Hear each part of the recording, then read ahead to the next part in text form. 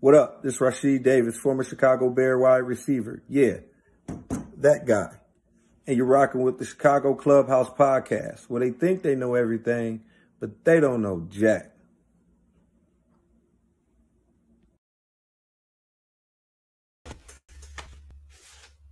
We back, man. We back. Second day in a row. Thank you for coming back with us. And of course, like Rashid said, this is the podcast where we think we know everything, but we really don't know shit. But we have a guest host tonight who does know shit. But before we get to him, let me introduce the rest of the All-Star team. She's back, ladies and gentlemen, from being under the weather. The super producer, Tanya. What up, what up, what up? What's going on, Tanya? How you doing? I'm blessed. You feeling better? I am. Good. How are You're looking better. I'm straight. I'm good. You know, today wasn't as cold, and I work outside, so it's not a bad day. It's going to be an even better day once we get to our guests. But let me introduce the second part of the All-Star team. My man who knows every single stat for every single team since the 90s. JB. What up, what JB? Up, y'all? What's happening? Where the hell are you going? Why are you in the car? Man, you know, had practice today, so, you know, we ran a little late, you know, and people don't be on time, so you start late, you end late. But, hey, I'm here. And I'm ready to go. You had badminton practice? No, man, flag football practice. Flag football? Oh, you playing football, huh? Yeah. Okay. Still got a little something in the tank. Speaking of still got a little something in the tank, we have the Superback, our guest host. He knows shit, but he's with us tonight. Let's bring him in. Sean Sierra of Support Zone Chicago. All right. Oh, what's up, fellas and young lady? How we doing? Big Sean. All right, Sean.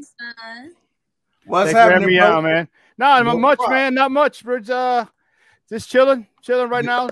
Chilling, huh? Yeah, after my White Sox blew another one today, so. Man. I don't even want to get started on those White Sox, man. They got a lot of injuries, but that really bug hitting hard. Is that really an excuse though? You take Lou Robert and Eloy Jimenez out of that lineup. Yeah, that's huge, but they're still built to win. They can still win. It's a professional team, right? Injuries is just part of the game. So, but yeah, we'll get into that later. But it's time to say bye to Tanya. Bye. Yeah. Good night, guys. Okay. Enjoy. Yeah, get off my stream. Get off. Whatever. Good. All right. But our guest has arrived. Former fullback for the Chicago Bears. He did a lot of trucking people, boy, back in that day. Let's bring him on. He's a coach now too. He coaches Carmel High School. But let's bring him in. Jason Mckie. What's up, J-Mac? What's happening, J-Mac? All right now. What's up, going Jason? on, brother? How you been? Good, man. Hey, John, I heard you was playing some flag football, man. Yeah. I hear you. Yeah, I still dabble a little bit, man. I'll try to stay young. I hear you, man. Hey, keep it going as long as you can, man. Ain't nothing wrong with that. Right, because I'm afraid if I sit down, I might not get back up. Man, so what's up with you, J-Mac? Not much, man. Down here in Orlando, daughter got a cheer competition over here at Disney, so we just by the pool. That's why I got my hat on, man. Keep that sun out. I don't need to get no darker. So just down here in Orlando, cheer competition, enjoying this good weather. Okay. That's what's up. Hope she does well, man. Thank you, man. Thank you. Good stuff.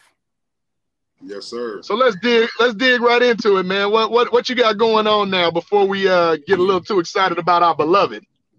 Yeah, just man, coaching high school football. You know what I mean? I've done it for the last 3 years. This will be my third year. Coaching at Carmel Catholic High School up in Moneyline, up near our Bears facility. So it's good, man. I love it. I love being able to, teach young men, teach young men, equip them with life skills and life lessons through the game of football. You know what I mean? So get to help them mature, get to help them along the way, become men through the game of football. So it's good. I got some of my teammates coaching with me. So it's a lot of, you're a coach, you're a dad, you're a mentor, but at the same time, we're just trying to be blessings to these kids.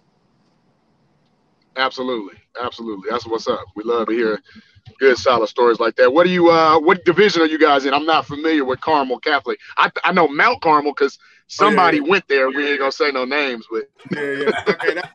Don't say that school, man. That's our rival, bro. Oh, right. Wait, you didn't go to Joliet Catholic, did you? No. I went to St. Rita. Yeah, hell yeah. And you started your title run my senior year when 1988. I was a senior, so I'm dating myself here, but we're in the state semifinals. Is at our place. I went when it was on 63rd and Western, and we played at the Pit. It was we lost 18-7. I was a Catholic League MVP that year, and I got 7 carries in that entire game. First one was a 33-yard touchdown, and my mom. It was funny. My mom lives out in Orland, and she ran into my head coach. He lives out because he's out in Lockport. She ran into him at a Jewel, and he said hi to her. This was like, I don't know, 10 years after, and she just ignored him. She called me. I was living in New York, I think, at the time, and she's like, "I saw your coach." I'm like, "What coach, Mom?" She said, "Coach Warnett." I'm like, "Oh, did you say hi?" She goes, "No." I walked right by him. He should have given you the ball more. I'm like, "Mom, that was 10 years ago." Oh, damn, Mom was holding on to that for 10 years, though. Dude, she still holds on to it, dude. Still. Hey, but it's good to have your mom in your corner like that. Hit him upside the head with a dozen eggs. 7 carries. 7, dude. Hit him upside the head with a dozen eggs, man. What's wrong with you? That's wild. That's wild. Yeah. So what's up with? It seems like everybody that comes from Florida can play football. All these Florida guys can play football. There is not one. Hey, I try to tell all the guys in the locker room, Sean. I try to tell all the guys in the locker room, man. They want to talk about, their states and stuff like that. But I try to tell them Florida is king, man. I mean, the proof is in the pudding. I'm not bragging. It's just facts. I mean, look at how many first-round draft picks the state of Florida's had throughout the NFL draft. And the reason being is, we play football year-round here, in Florida. We have a spring. This year was the first time Illinois had a high school spring season. We play spring football. You know what I'm saying? That's part of the heritage of Florida. We've been playing spring football. And, and in Florida, not a lot of distractions. I mean, you have Chicago. You got the city of Chicago. There's so much influence on kids. Here in Florida, it's a big sport. So, a lot of guys, we trying to get out. And the only way out is through sports. So, we take sports at a high, we put it on a high level. Just from my hometown, we've got so many guys that came before me and that have come after me. This year, Alex Leatherwoods from Pensacola, from my hometown, got drafted by the Raiders in the first round. Michael Carter Jr., the running back from North Carolina, we're from the same town.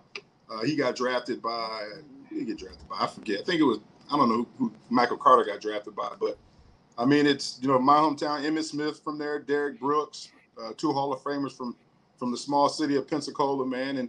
And it's just in our culture, man. You see all these guys coming out and having success in college and having the ability to play in the NFL for a long time. And as a little kid, you want to be the next guy. You want to be that guy. So, that's how Florida is, man. It's a football state, man. Hey, J-Mac, did you go to Escambia like Emmett? No, I went to Gulf Breeze. That's our rival. Escambia is our rival. Yeah. Okay. So, yeah, I was a bit, dude. I'm telling you, I was a football junkie, a sports junkie, really. And back before the internet, before you could just Google mugs, I used to get all the college magazines. When he made the announcement of going to Florida, and all these things. So and then my year coming out, '88, graduating class of '89. So I'm looking. I'm like, oh damn, they got Ricky Powers. He's out of Ohio. Robert Smith out of Euclid, Ohio. You know, Robert Strait out of Cuervo, Texas. Dude, I was on all them jokers, man. Seeing where they were going because I wanted to go to Purdue or Nebraska was what I wanted, but I ended up going to Holy Cross, which paid off pretty well. For sure, man. For sure, yeah. I mean, it's just and from my hometown, it's not just football. I mean, Bubba Watson's from our hometown. You know, the golfer Bubba Watson. Justin Gatlin, the Olympic sprinters from our hometown. Josh Donaldson, who's all-star baseball players from our town. It's so many. Yeah. Sports is so huge because it's such a small town and there's really nothing there. You know what I'm saying? So it's like if you don't become a lifeguard at the beach when you graduate, then you got to play sports. So that's a lot of motivation right there. Where is Ray Jones? Ray Jones Jr. Yeah, Roy. I'm sorry. Roy Jones from Pensacola, man. Word. Y'all must have forgot.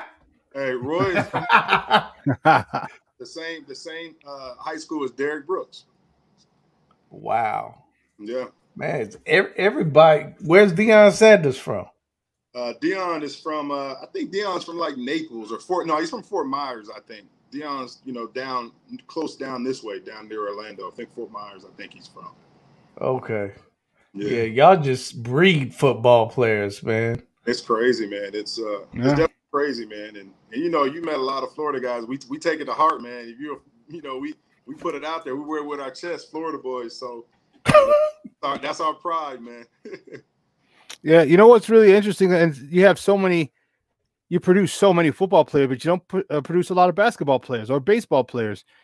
That's odd because you play year round. I would think baseball would be another sport, like the kids out of Texas, kids out of Arizona, kids out of Cali, who have the ability to play sports year round and play baseball year round. And I'm surprised that there aren't many more. There obviously there's some, but it's just not as you guys aren't as dominant as you are in football. We had a couple. Vince Carter, Tracy McGrady is from there. We had a couple guys, a few baseball guys here and there, but football is, everybody plays football, man. So, yeah. Illinois is the king of basketball, though. You guys got some basketball players. You're right about that. You're right about that.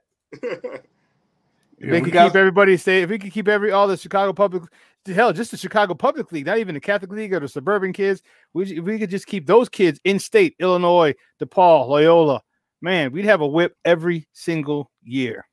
Yeah, you're right. You're right. It's funny when you look at like U of I, right, and you look at the basketball program. It's like, all right, they had a great year this year, but like you said, Sean, they should be in the top 10 every year with the talent that you have just in the state of Illinois as far as high school players. And it's crazy because, even with football, like, a lot of the in-state talent, they go elsewhere. You know what I'm saying? Like, or they go to, like the football kids, they go to Northwestern. They go to Notre Dame or they go to Michigan and like want to go to Purdue. But all these guys should be going to Illinois. Like Mike Allstott, Joliet Catholic, my buddy Mike.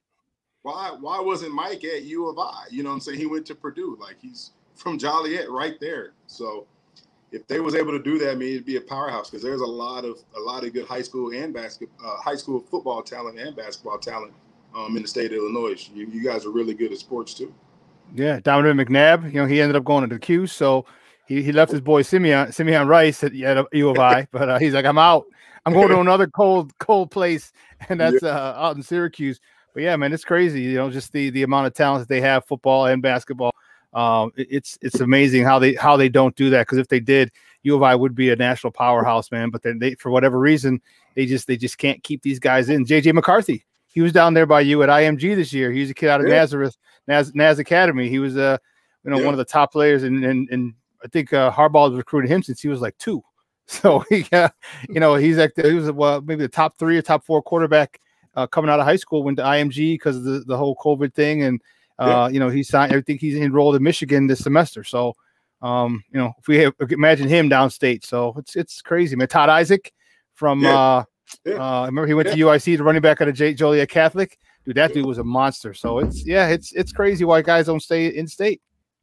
Look at the corner that just got drafted out of Northwestern, Greg Newsom. He was think he's from, don't quote me, I'm probably wrong, but at Glenbard High School or Glen somewhere, north suburbs, and he went down to IMG and ended up he came back because he came back to Northwestern, but he finished his high school career at IMG.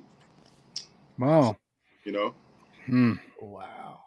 It's crazy. You guys got a lot of talent, man. It's just these coaches and these colleges. I mean, they've got to keep them in state. Like U of I and Northwestern, they should be powerhouses every year. Keeping the in-state talent from going elsewhere. The Northwestern Wildcats are making a move, man. I'm really liking that. What Fitz needs to do, man? Fitz needs to let a few of those tweener kids in. You know what I'm saying? Some of those tweener kids, because I love the program that Fitz runs. When I used to coach, I coached for 15 years. I was coaching CPS, and I had a few kids at Curie High School, and he came to visit, came to talk and recruit to some of our kids. And man, this that first of all, that facility is unreal. That new indoor facility that's right smack dab on the lake, that is unbelievable. They got that money, dude. Yeah, they got that money, dude. They really, really do. And you know what? And I think it's a great recruiting tool because it has such a great broadcasting school. So you're like, hey, you come play football for us.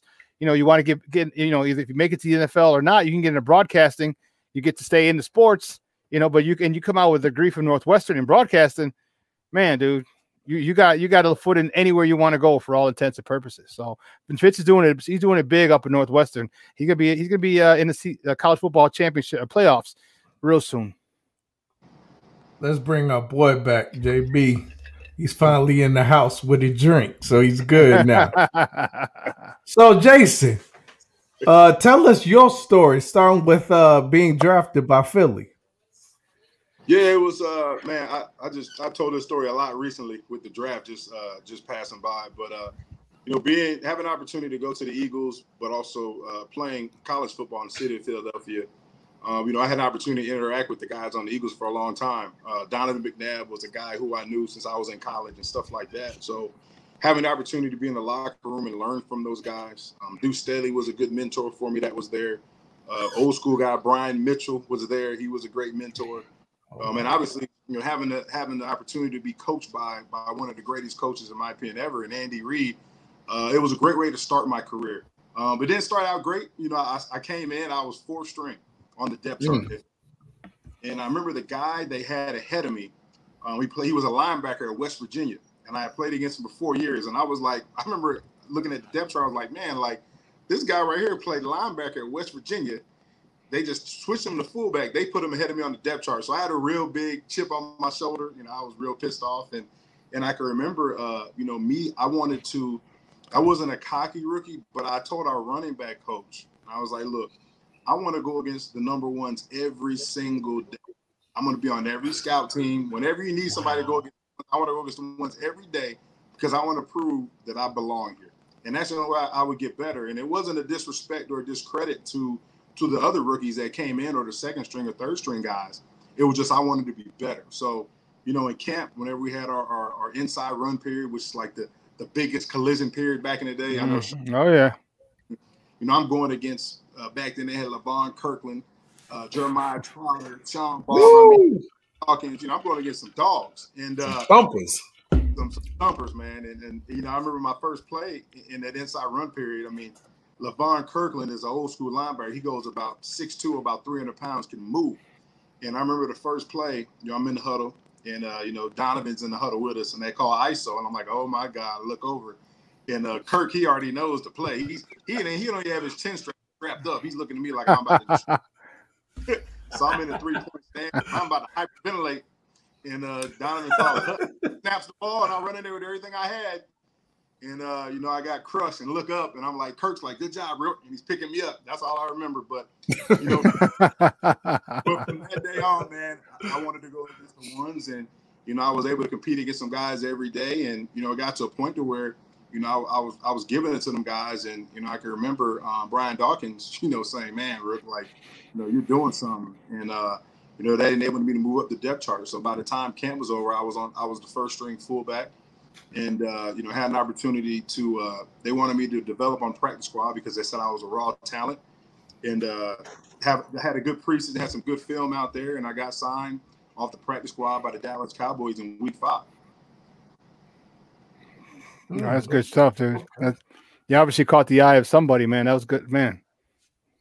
Yeah, definitely. It's just, I try to tell a lot of the kids that I coach, it's, you got to make the most of your opportunities, because opportunities is something that you can miss, but it's something you can't get back. So if you're not prepared to seize that opportunity, well, you're going to miss it. And if you miss it, it could be a big opportunity like that. I mean, a lot of these guys that got drafted in later rounds this year, a lot of the guys that signed in free agency, this is their one opportunity to make a team, and they got to realize this could be, if you get cut from that team, this could be the last time you're going to play football in your life, and it's no disrespect to you, JB. I mean, after this, they may be playing flag football, and that's reality. You know what I'm saying? For the rest of their lives. We got a couple of ex Bears that play in our league. I was one of those guys who, my dream was to play football since I was 6 years old, and I was willing to sacrifice and do anything it took to get there. So, every day in practice, I approached it like it could be my last opportunity to play the game of football, to play the game I love. So, I took it to heart. Every day at practice was a game day to me. And, a lot of the vets took notice. Obviously, the coaches took notice, and they was like, man, this Mckie guy, he's pretty good. He's had his opportunity to be here for a long time. And like I said, I was just blessed to be in a good situation, to have a great coach like Andy Reid is my first coach. Our special teams coach was John Harbaugh. Our assistant teams coach was Dave Tobe, who's here with me in Chicago. Our linebacker coach was Ron Rivera. Our secondary, the secondary coach was Greg McDermott, who's the head coach for the Buffalo Bills. I mean, David Culley was the wide receiver coach, who's the head coach of the Houston Texans. I mean, Coach Reid had a staff that was amazing, and those guys were young, and we were young, and they took a chance on a young rookie from Temple, man, to give him a chance, and I had the opportunity to go in there and make the most of it. So hopefully, Jason, this question hasn't been asked, but how do you feel about the fullback position nowadays? Because what we're noticing is they're going further away from the traditional fullback and more of that H-back prototype. So how do you feel about that? Because let's face it, in a strong running game, you got to have a fullback to run up that gut, man. You have to. Yeah, I ain't gonna lie, man. It sucks. I hate watching football on TV. Ain't no fullback. I get mad, I'm one of those guys. If you see my tweets, I always tweet "fullbacks lives matter," man. Oh wow, okay. I like that. I ain't gonna lie, man. It sucks.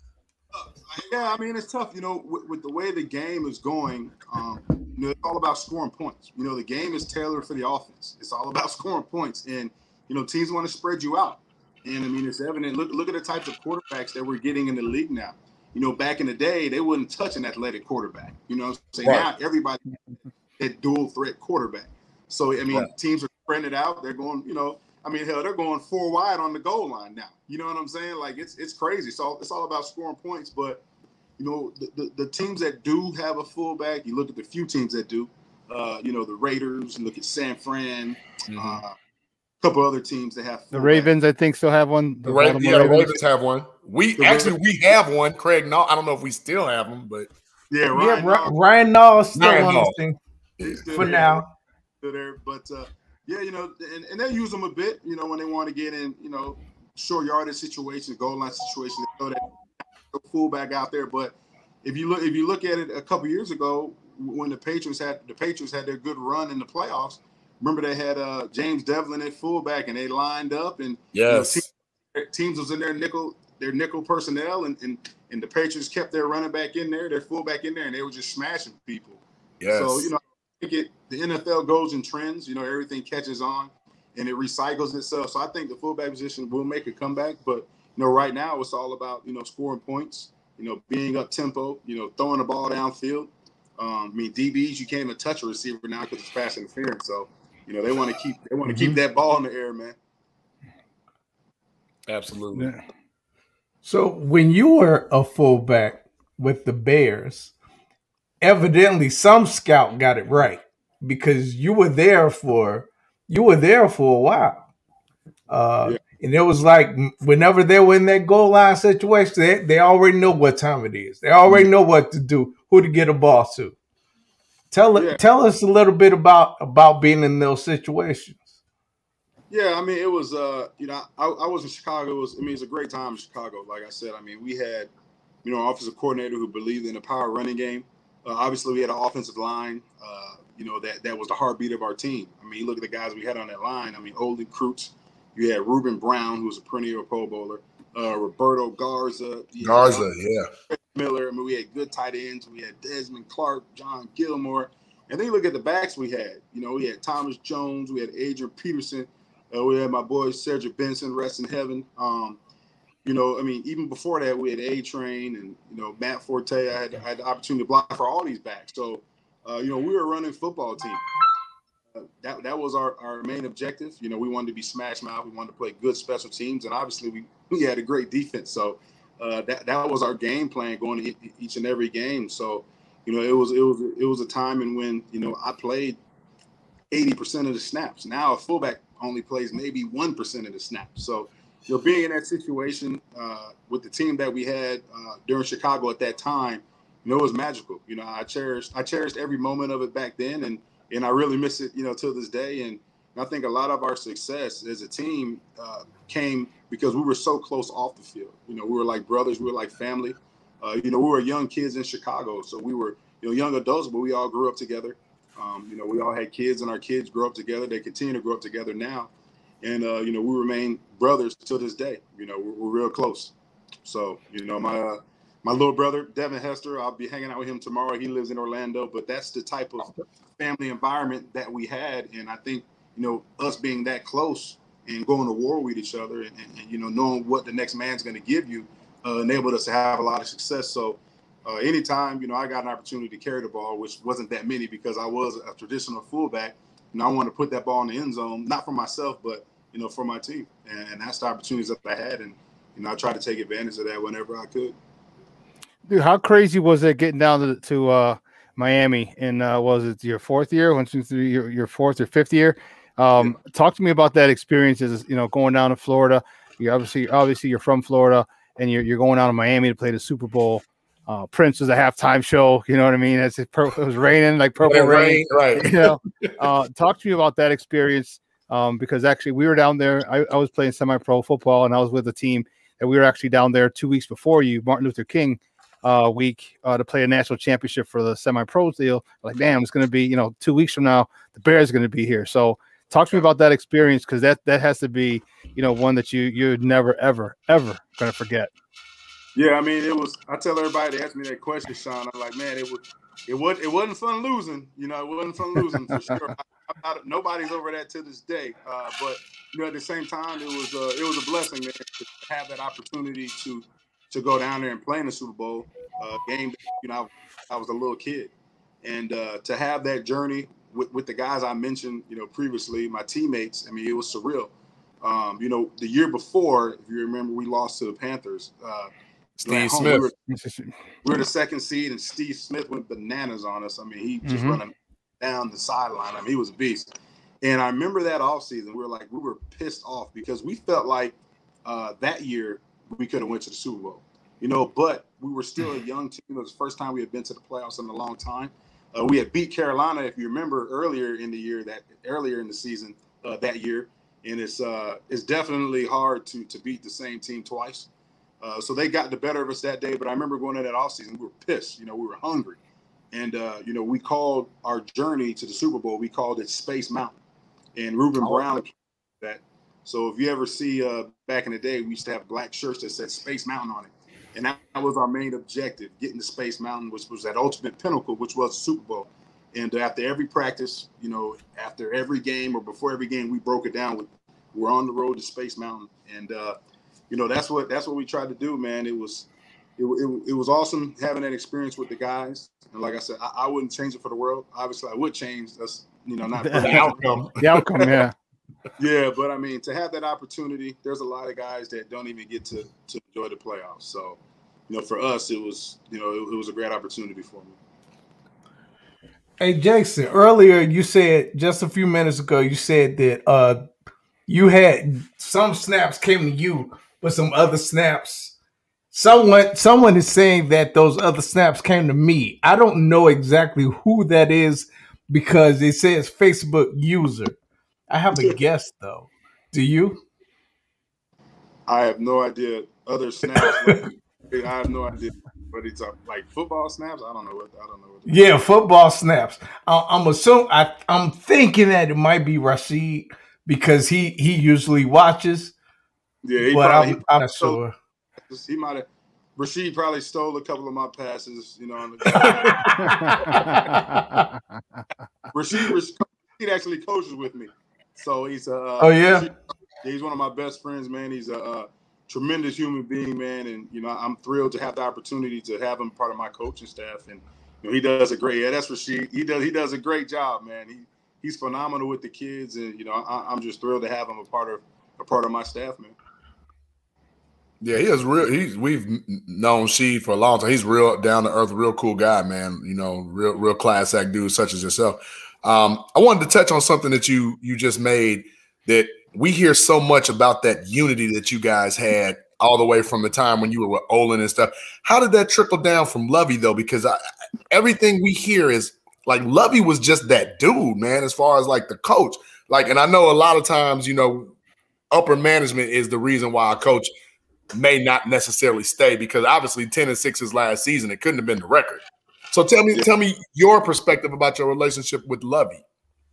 Yeah, I had a good relationship with Lovey. I mean, he was awesome, man. He think about Lovey, he treated us like men. So he wasn't like, you know, looking over you with a magnifying glass. He treated you like men. So he expected us to do our job and handle ourselves like men, you know, on the field and off the field. And that's the way he treated us. I mean, he was a great coach. A lot of people had a good relationship with him. He was, you know, well prepared. You know, a lot of people say, "Oh, well, he didn't yell." Trust me, Lovey would yell. You guys just didn't see it on the sideline during game day because he had his poker face on, so tuned in. But trust me, if we got out of line and we didn't practice hard, you know, Lovey was that dude. He kept us in line, and you know, he's a guy who's had a lot of success coaching for a long time, and you know, he brought that mentality to Chicago, that toughness. That enabled us to have a good run while he was there. And, you know, it is crazy. You brought it up too, JB. I mean, you have a 10-6 season and you get fired after that. That's still puzzling to this day. I'm like, the guy that's crazy. 10 games, it's hard to win one game in the NFL. The guy won 10 and he's been winning previously. So, and was beating the Packers. Brakes off. And I tell everybody, we used to beat the brakes off the Packers. They were like, we don't want to see the Bears, you know, and it was like, now it's like, oh my God, we don't want to see the Packers. I'm tired of the Packers, man. It's funny because like people see me now and we lose to the Packers and they be mad at me. They be like, man, y'all lost to the Packers. I'm like, man, I'm watching the game like I'm mad too that we lost to the Packers. Right. Is Aaron Rodgers going to another team? I hope so, man. Yeah, you, me, and the entire Bear Nation hope so, man. Keep your ass hosting Jeopardy. I'll support you that way, Aaron. hey, right, and or ship him to the AFC. As long as you get out the NFC North, I'm cool with it. Man, in that order too. Right. Speaking of that, quick question. With the way that the things fell with Ryan Pace, are you a fan? You know, somewhat. I mean, obviously, I like what he's done. You know, I like what he did in the draft. Okay. So, you know, a lot of just this year. Yeah, just this year. Right. I can't say I'm a super fan. You know, I've been down on him like everybody else, but you know, he came through this year in the clutch when we needed it. So, you know, before I was really down on him, like, man, come on, dude. You mean to tell me you're going to stuff Andy Dalton down our throat and tell us he is the quarterback? There ain't no way, man. Right. And then insult us by posting QB1 and this and promising him the starting job. I'm like, what are we doing? I'm just like everybody else. Like, what was that? That was a virtual press conference, right? Yeah. Come on, man. So, I think, you know, with the way he drafted, I think he redeemed himself. You know, obviously, I'm super thrilled about having Justin Fields and the picks that he made. I think that's, unbelievable. So he redeemed himself, and let's hope, you know, him and the staff can develop Justin Fields the right way. Yeah, my buddy is Mark Sadowski, the director of college scouting for the Bears. We went to high school together, and I texted him after when I texted him when they drafted Trubisky, and I was like, dude, why Trubisky? Why not Watson? And he told me, and then this story came out later. Adam Hogue wrote a story about it. And he was like, hey, bro, he said, Ryan went around the room. He said he asked all the director of college scouting, pro scouting, a couple other people, said, who would you take? Watson, Mahomes, Deshaun Kaiser. Remember, Deshaun Kaiser came out from Notre Dame that year too. Right, he was ranked 4th. Yeah, and he said unanimously everybody chose Trubisky. And I said, really? He said, yeah, because Mark had been a scout with the Saints down when Ditka was down there. He was down there with the whole Ricky Williams fiasco and everything. And, so he was a scout down in the Southeast. And then when he with the Bears, he was still down there until he got promoted. And then, when I asked him and he said that, I was like, all right, bro. I said, listen, I said, you get paid a lot of money to do that. I said, but I don't know, bro. I don't know. Okay. I said, that's your job. But I'm just saying, we would have got, I would have taken Deshaun Watson, just beating Alabama, 400 yards against Alabama. Come on, man. I said, okay. And he's like, well, this, we projected a higher ceiling for Trubisky. I was like, higher than beating Alabama, dude? Like, and he's in the same conference as Deshaun Watson. Like, they play the same comp. You know what I mean? So, who was the smartest guy in that room?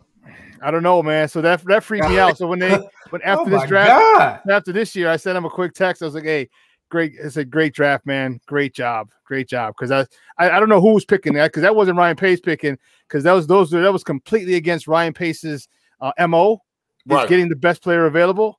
Because he likes projects. What was he? One of his 4 first-round draft picks, only one is on the team. And who did he go for? The sure thing, and that's Roquan Smith, and he's a beast. So, somebody got to him, something happened to him, whatever it was, I'm happy because, man, this draft was. Or did that actually come from up high and we'll never know? Right. Possible. Hey, Ryan Pace, you like projects, man. Go to Home Depot, do some home projects. Hey, he could be the best DIY guy. Right, man. Go get your little show. You like projects, man. We trying to win. Man. I just don't understand how you can, I know a lot of them guys, in that room too, those evaluators and scouts. I mean, they do a heck of a job. It's a tough job. It's a grind. But I just look at it like this, like, how do you, the sample size, Mitch only had, 1 season, and you have Deshaun Watson that has a whole entire career, but then he's beating Alabama, the team that's closest to an NFL team in college. You know what I'm saying? So why would I pass up a proven commodity that's played on the biggest stage, that's done well for a team that's beat the best of the best in college, and take an unknown, take a question mark who doesn't have a huge sample size? Like, how can you tell me Mitch's how many games he started in college is better than Deshaun Watson's whole career? 13. Like you mean tell me Mitchell Trubisky's 13 games was better than Deshaun Watson's whole career at Clemson? And he couldn't beat out Marquise Wilson. He couldn't beat out Marquise Wilson because Marquise Wilson was the original starting quarterback. He was a year ahead of Trubisky, 1 or 2 years ahead of him, if I'm not mistaken. 3, and he couldn't beat him out. And he's a journeyman in Canada somewhere. And for that, I remember Jimmy Johnson talking about it, how he evaluates. He's like, if you got a 1-year wonder, he said, okay, why was he only a 1-year wonder? And he talked about Barry Sanders and Thurman Thomas. He's like, you look at Barry Sanders. He's like, he had 1 year where he just went ham in college. Like, okay, well, why didn't he get on the field before that? Well, okay, he played behind Hall of Famer and Thurman Thomas. Okay, I can see that. No, enough said.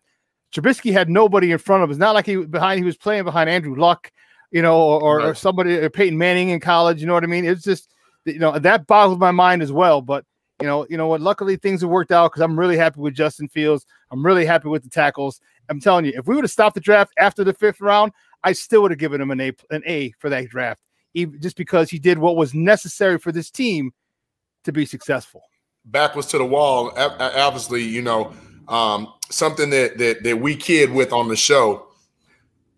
Offensive line play. I don't care if the Lord Almighty comes down and plays quarterback. If you don't have them dogs up front, you know what I'm saying? It's going to be a long day for any quarterback. Yeah. We saw, as great as Patrick Mahomes is, we saw in that Super Bowl what not having a line will do for you. It's not going to do much. So I just hope that we got some dogs on the line now. Couple of we use the word project. We got some guys coming in.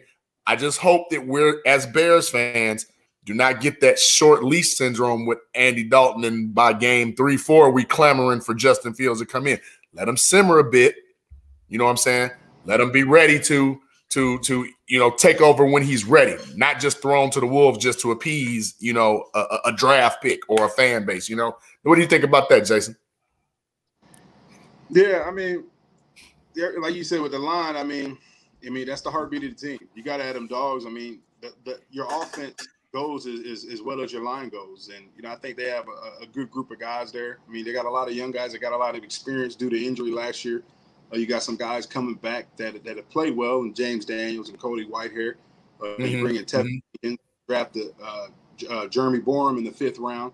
Hopefully, he can develop to be a guy that you can get in that rotation. But I think they got some pieces. If you can get that line, in order, and they can stay healthy, regardless of who's under center, they can do some things if they get a line that stays healthy. And that's with any team. If that quarterback's jersey's not getting dirty and he's staying up off the ground, he's got a chance to make plays. But if he's back there, running around like a chicken with his head cut off, it's tough. It's tough because they start getting shell shot. There's no pass rush there, and their eyes don't go downfield. They're looking to see where the rush or the blitz is coming from. Yep. Right. So use the running game. Use the running game. I was just about to ask you, J Mac, what's your plan? You're the head coach. Take that hat off, take your bucket hat off, and put your Bears visor on, and be the head coach. What do you do? What do you do with Justin Fields? You sit him, because you got a proven commodity in Andy Dalton. Not saying Andy Dalton's going to get a gold jacket anytime soon, but he is a veteran. He is a former Pro Bowler. He has won a playoff game. How long do you sit Justin Fields before you let him take over, or do you is it a true competition in training camp, or is it, listen, kid, you chill, you're gonna be here for a minute? Yeah, I say, let him compete. It's about competition. You can't, obviously he's the future, the 11th pick in the 1st round. He is the future, but you gotta let him earn it. You can't just give it to him, especially told Andy Dalton he was the starter. You gotta let it play out. You gotta let them guys battle. And if he's ready to play, he's ready to play. The only way he's going to develop and get experience is by playing. So if he gets out there and he's able to handle the offense, if he's able to take control of the offense and his team believes in him, then he's your guy. But if Andy Dalton goes out there and he does well, and Justin's still developing, well then it's a good opportunity for him to sit and learn from a guy who's played a lot of games in the league, and Andy Dalton, and get that development and learn how to be a pro and how the pro game goes, which is a lot different from college. He has an opportunity to sit behind Andy and learn from him. But, at the end of the day, he's going to be the quarterback of the future. So, I think it's just a matter of, how they handle it. If he's able to handle being the starter, then, you put him in there if he wins the job. If not, then, you have the luxury of having a guy like Andy Dalton, in which you can have Justin sit behind him and learn. Like Russell Wilson and Matt Flynn type deal. Yeah, yep, and Brett Favre and Aaron Rodgers, same thing, Well, would there be any pressure, though? Would there be any outside pressure, though? Because now you have outliers like Justin Herbert, who comes in, throws for, over 4,000 yards and 30 touchdowns, like, as a rookie. Like, where did this guy come from? So is there added pressure because of what others have done? Yeah, I think so. But you look at Justin Herbert's situation. He got thrust into that starting job because of injury. Remember, Tyrod Taylor got hurt. Correct. He got hurt and he got his lung punctured by the time. Right. You know what I'm saying? Unfortunately for him. So he wasn't, Tyrod had won that job out of camp. Justin was sitting there, and then when he got his opportunity, he ran with it. So I think there will be pressure. Obviously, all of Chicagoland is going to be pushed for Justin, myself included.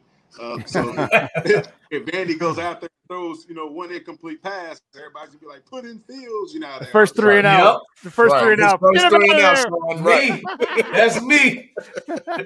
That's me. We're gonna be yelling, put Justin in the game. Yep.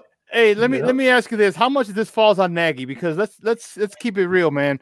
Last year we weren't complaining about Mr. Trubisky when they were on that three game winning streak, when they were putting up almost 30 points a game. We weren't complaining about J. Charles Leno Jr., who they just released. We weren't complaining about the run game. We weren't complaining about anything last year because Bill Lazor knows how to call a game.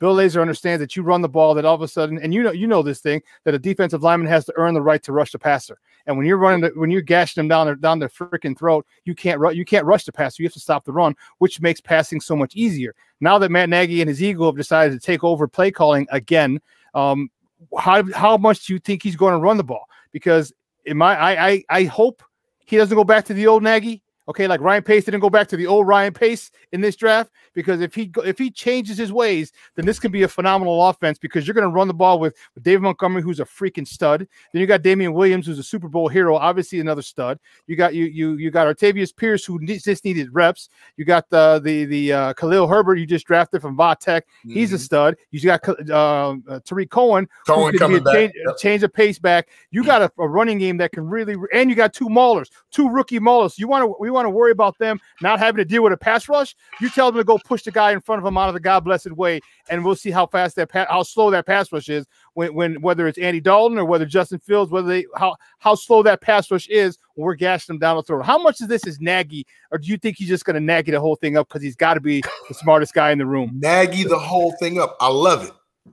Yeah, he's never the Sorry, I got a little fired up because I'm the running back, man. I run the goddamn ball. Run the ball, son. I got it 7 times in the I saw that. Files, damn it. State 7. I saw that. I like it. Hey, Sean, just like Mom did with your coach, man. Nagy don't run the ball. I might hit him upside the head with a dozen eggs. You know what I mean? But at the end of the day, I mean, it would kill me last year to see you have a back like David Montgomery, and I'm really high on David Montgomery. I think he's a really, really good young back. But then they would take him out, and you give him a few carries, he's ripping off chunks of yards, he's getting a feel for the game. You take him out, and then you would put in, Cordero Patterson. You know what I'm saying? And then I hated that. Anthony Miller. I'm like, man, give the running back the ball. And you saw last year when they gave him an opportunity to carry the ball, when he got dang near 15 plus carries, he performed well, and the offense performed well because the pressure wasn't on whichever quarterback was moonlighting back there, whether it was Nick Foles or Mitch back there moonlighting. It took the pressure off of those guys. You know what I'm saying? And it wears the defense down, but it also gives your defense a chance to get a sip of Gatorade and rest. I think last year our problem was, the inconsistency in scoring points, but also to have the ball for a long time. It wore our defense down. Our defense last year was playing more plays than our offense. So at the end of the day, what your personnel is on that defense, and we got Pro Bowlers at every level. You look at Khalil Mack, Roquan got snubbed to the Pro Bowl last year. Look at Eddie Jackson. There's Pro Bowlers on every level. But if you're gassed and you're tired, you can't sustain that level of play because you're gassed and tired. Injuries happen. You look at Akeem Hicks, also another Pro Bowler who's in and out of the lineup because they're playing more plays in the offense because your offense can't get a first down, can't score any points. Too many 3 and outs. Too many 3 and outs. Can't sustain the drive. I know Pat O'Donnell's leg was sore. He punting so much. You know what I'm saying? So, at the end of the day, you have a solid running game to take that pressure off of your quarterbacks, but then it opens up everything else. It'll open up the pass game. You got to run the ball to open up the pass because if you're running the ball well, Sean knows they bring that 8th man down in the box. Now you got numbers now. You got huge windows between the second and third level. Big windows. Windows play action game comes into play. Exactly. So yeah, we'll see, man. He already came out and said he's going to call plays. So he's I know he's going to be excited to have Fields in the lineup, and that's one thing that we see. Justin, he can run. He was a good runner at Ohio State throughout his career too. So he just brings that added dimension that can help an offense.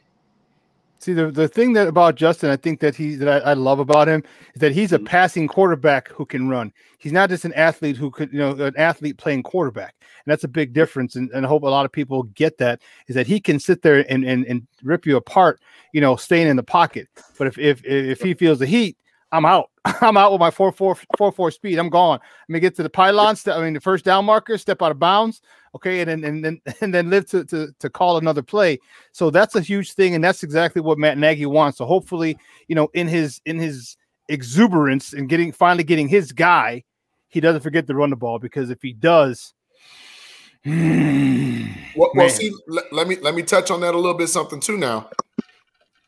When you picked up Damian Williams, that kind of, told me that even if you're not going to get the running game going, you are going to get the short to quick pass game going.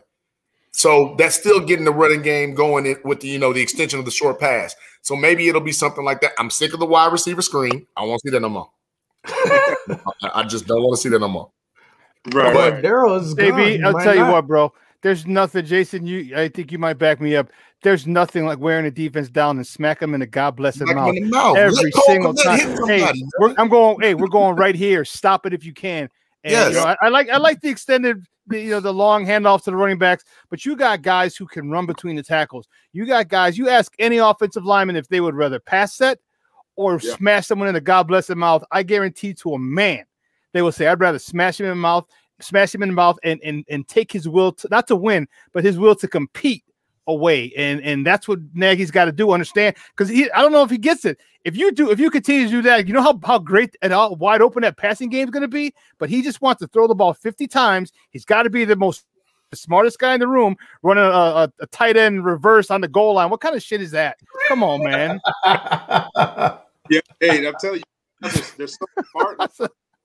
And it's good you have a lot of young creative minds in the NFL, because you're seeing things that you haven't seen, in the game of football. A lot of creative guys, but you be over creative. And we heard the saying, keep it simple, stupid. Like, you're on the goal line, punch that thing in. You know what I mean? Punch it in. Hell, why run east and west to get 1 yard when you need to go north and south? Like, it doesn't make sense. Pete Carroll messed that up. He could have had 2 Super Bowls. Yep, exactly.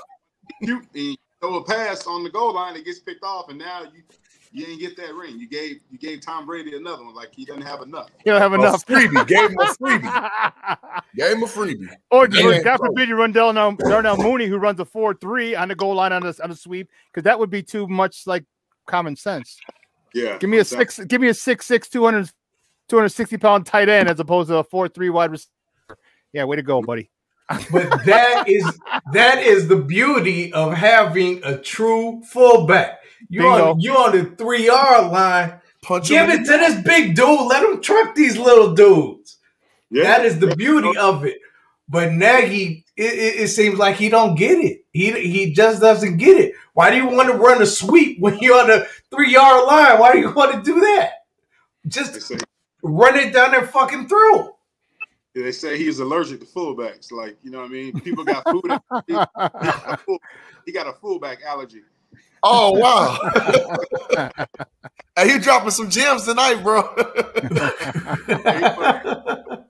Okay, Armando, right. Tight end jet sweep. That don't even exist in Madden. What are we doing? All right. What the fuck is going on here? Too, you know what I mean? This right here is going to get him. Tight end sweep. Next thing you know, good thing is this year we got a field goal kicker, because years past he'd be like, you run that tight end sweep, we get stopped, you bring out the field goal kicker, he wide right from the 10-yard line. You know what I'm saying? Right. And it's been crazy. You said what does he look at if he's looking at his little Denny's menu and shit? Like, what do you have? That's what it is. He ordered. I think I'm a little hungry. Like a Greek menu or something. Hams over like Miami. Let me get the eggs over Miami. Yeah. Right, shit. The play. What? You got too many plays for third and short, 4th and 1, 4th and 2. Like, there shouldn't be that many choices that you have for that. Like, that's mano and mano. Mano and mano. Hey, man up. Man up. Chicago Bears football, run the ball. They know what you're going to do. They know what we're going to do, right? But they got to stop it. So they got to stop it. It's 3rd and 1. I'm not coming out in 3 wide, 4 wide, or whatever. And I'm going to come out in that to spread the defense out. Yeah, but guess what? I'm still running that ball north and south. He gets a little too cute at times when there's no reason to. I don't subscribe to that brand of football. You know what I mean? You're from Chicago. We don't. There you go. That cute shit. Hate that cute shit. Just it's nice smash in their fucking mouth. It's nice between the 20s, 20 and 20. It's fine for that's 60 yards. Once you get in there, and especially inside the 5, come on, man. Come on. There's nothing like, and you can change it up. And here's the thing that bugs me. Like, you can run the same play out of 3 or 4 or 5 different formations. Absolutely. It just, and 12 personnel. Yeah. You whatever. Like, whatever you want. But this guy, just for whatever reason, that's the thing that scares me. You got this quarterback that you want. You got a proven veteran ahead of him. I'm really afraid for this run game. The fact that it's going to dissipate like it did when he started calling plays in the Green Bay game last year and in the playoff game last year. Because all of a sudden you see David Montgomery's numbers went down. Why wouldn't you? Bill Lazor's calling that play. Why calling that game? Why is he? You dance with who brung you. You know what I'm saying? And I don't David think Bill Montgomery's Lazor gets enough credit. No, he doesn't. Bill Lazor has a football mind, and he knows X's and O's, as all professional coaches should. But there's something to, like you said, Jace, keep it simple, stupid.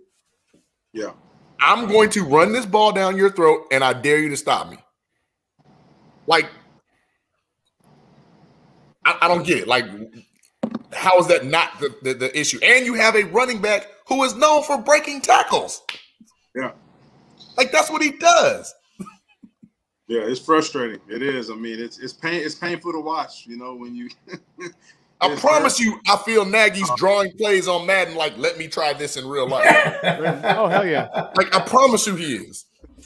Can we get an offensive tackle jet sweep? Because I think that would really screw him up. Like, we got an athlete at tackle. He's smart. He's creative, but you know, I just think he's definitely former quarterback, Matt Nagy. Yeah, arena quarterback, very smart, knows how to get the ball out quick.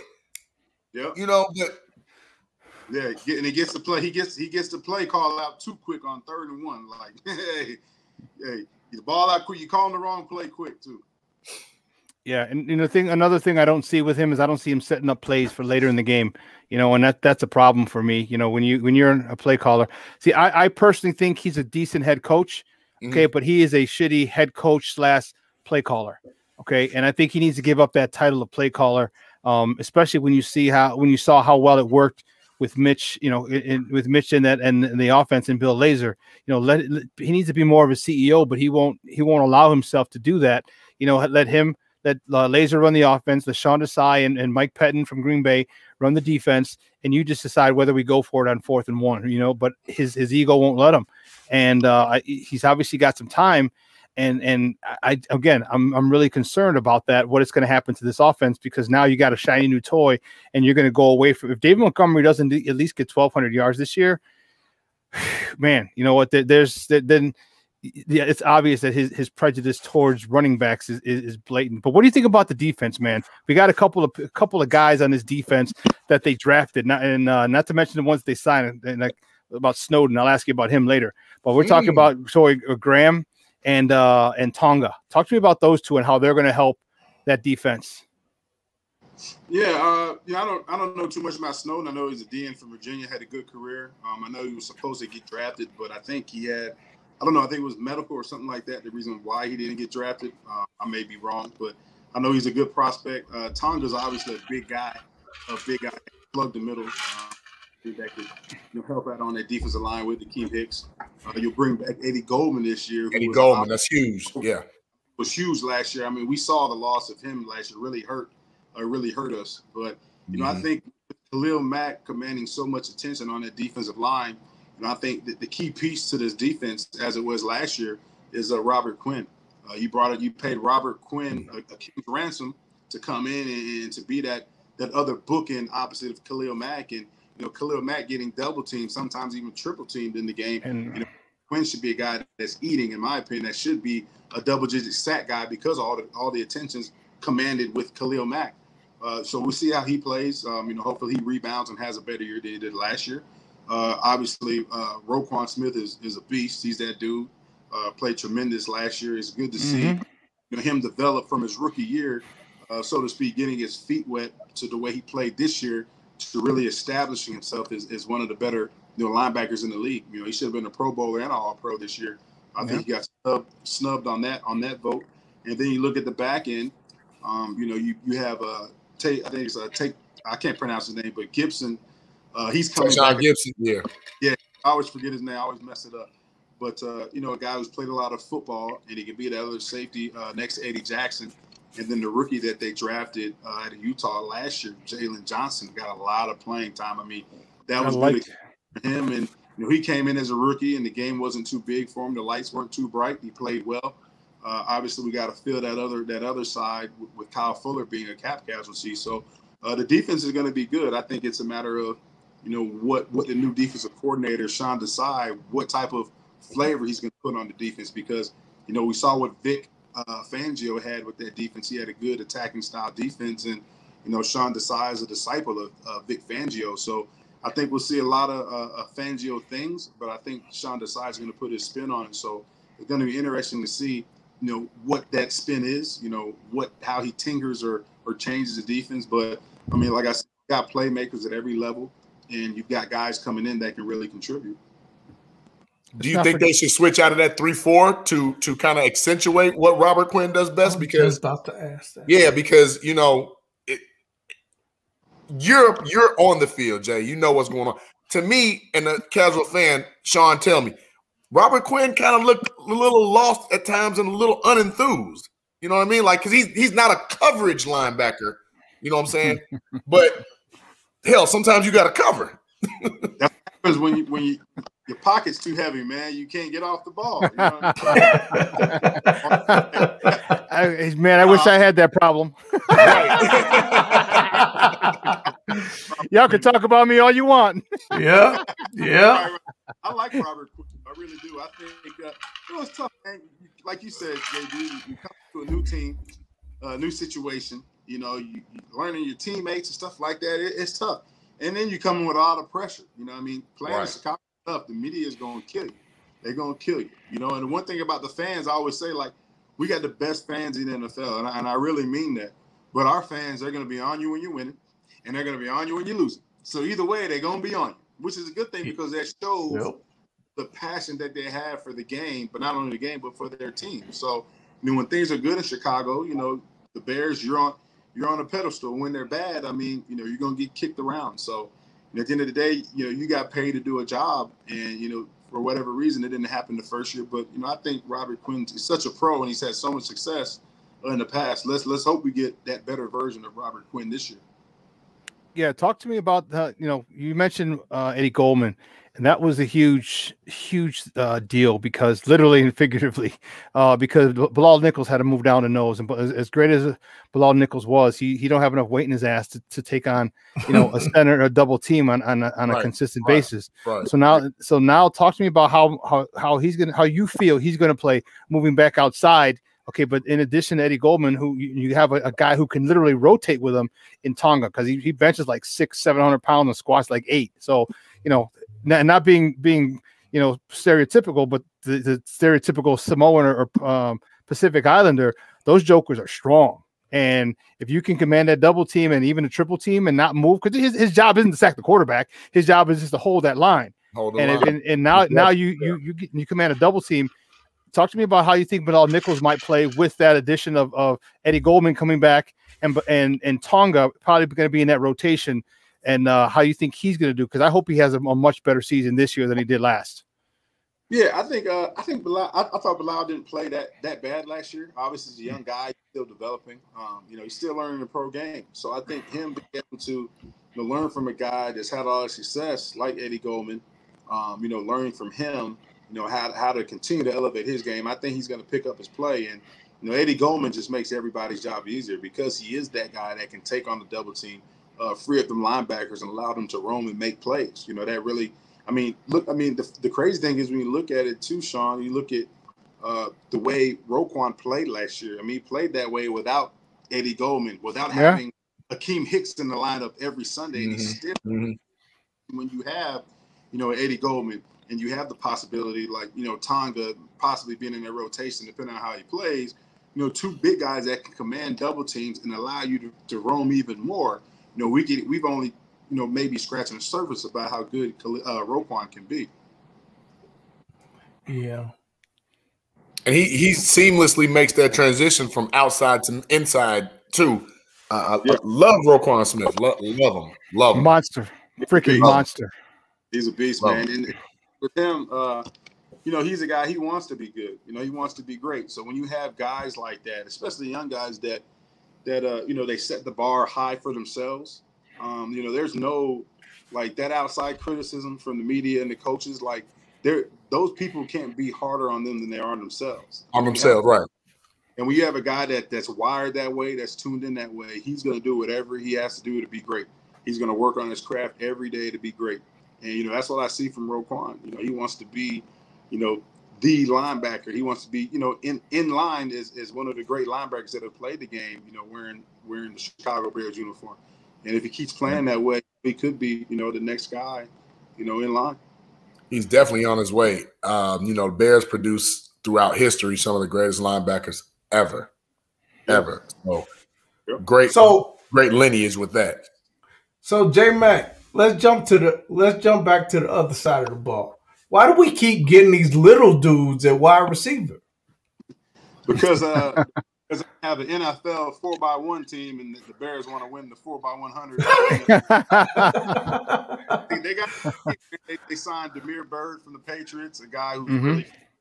He signed Marquise Goodwin, who was an Olympian high jumper. He's got a lot of speed. I think he's had trouble being able to catch the ball, but he's got the speed.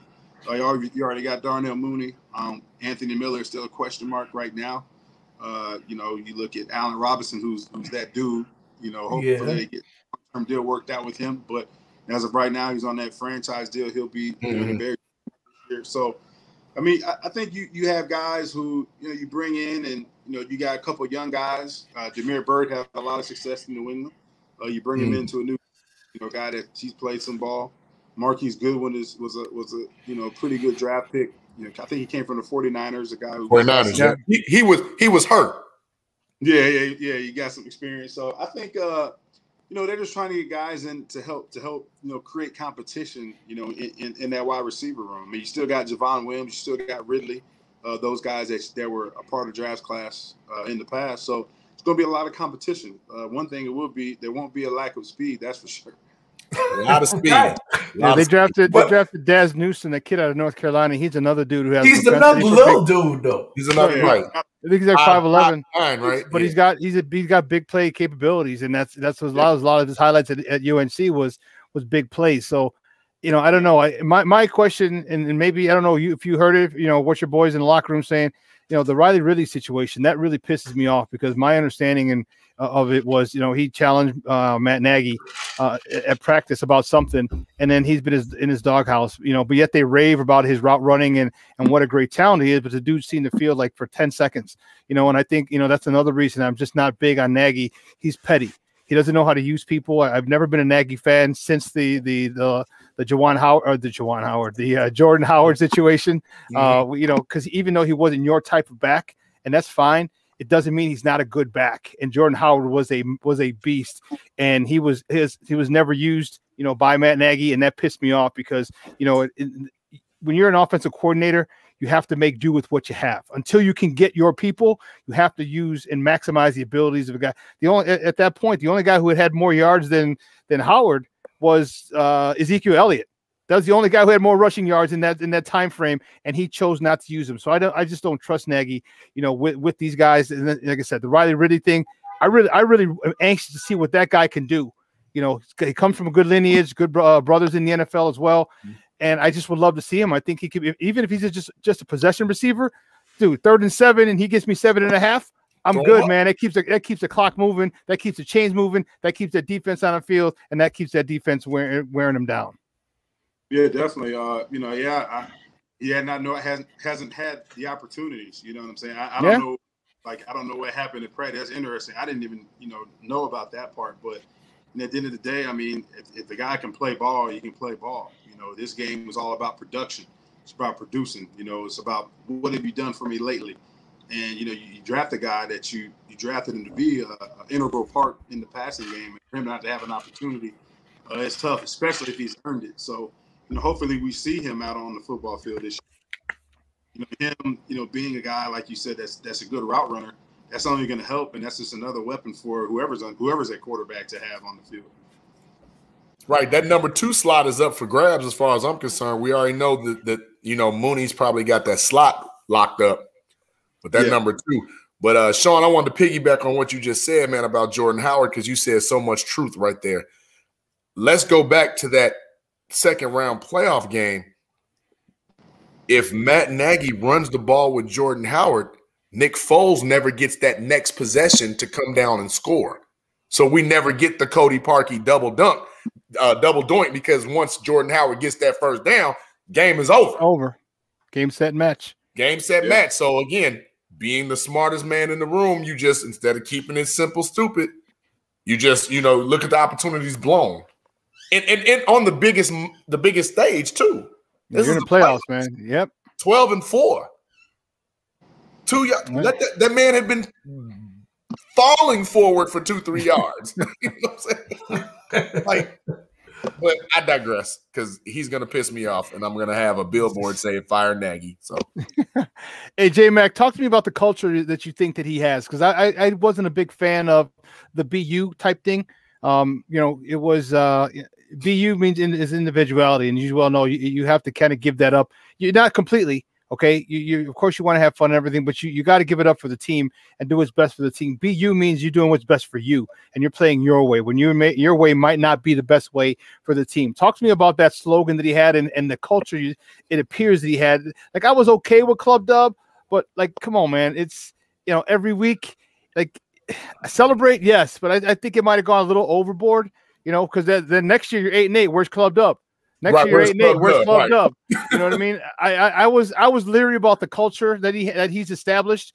But I want to hear from you because you were in that locker room at one point, not with him, but just in general. Yeah, completely different. You know what I mean? Like, we didn't do none of that stuff. We didn't do none of that stuff back then, like the social media and stuff like that. I think a lot of that stuff's for show. You know what I mean? That's just something they can post and all that other junk like that. We didn't have social media back then. Thank the Lord we didn't. We just had. I think our mentality was different. We were more old school guys. You know what I'm saying? We were more rough and rugged guys. Blue collar guys. All we cared about was winning.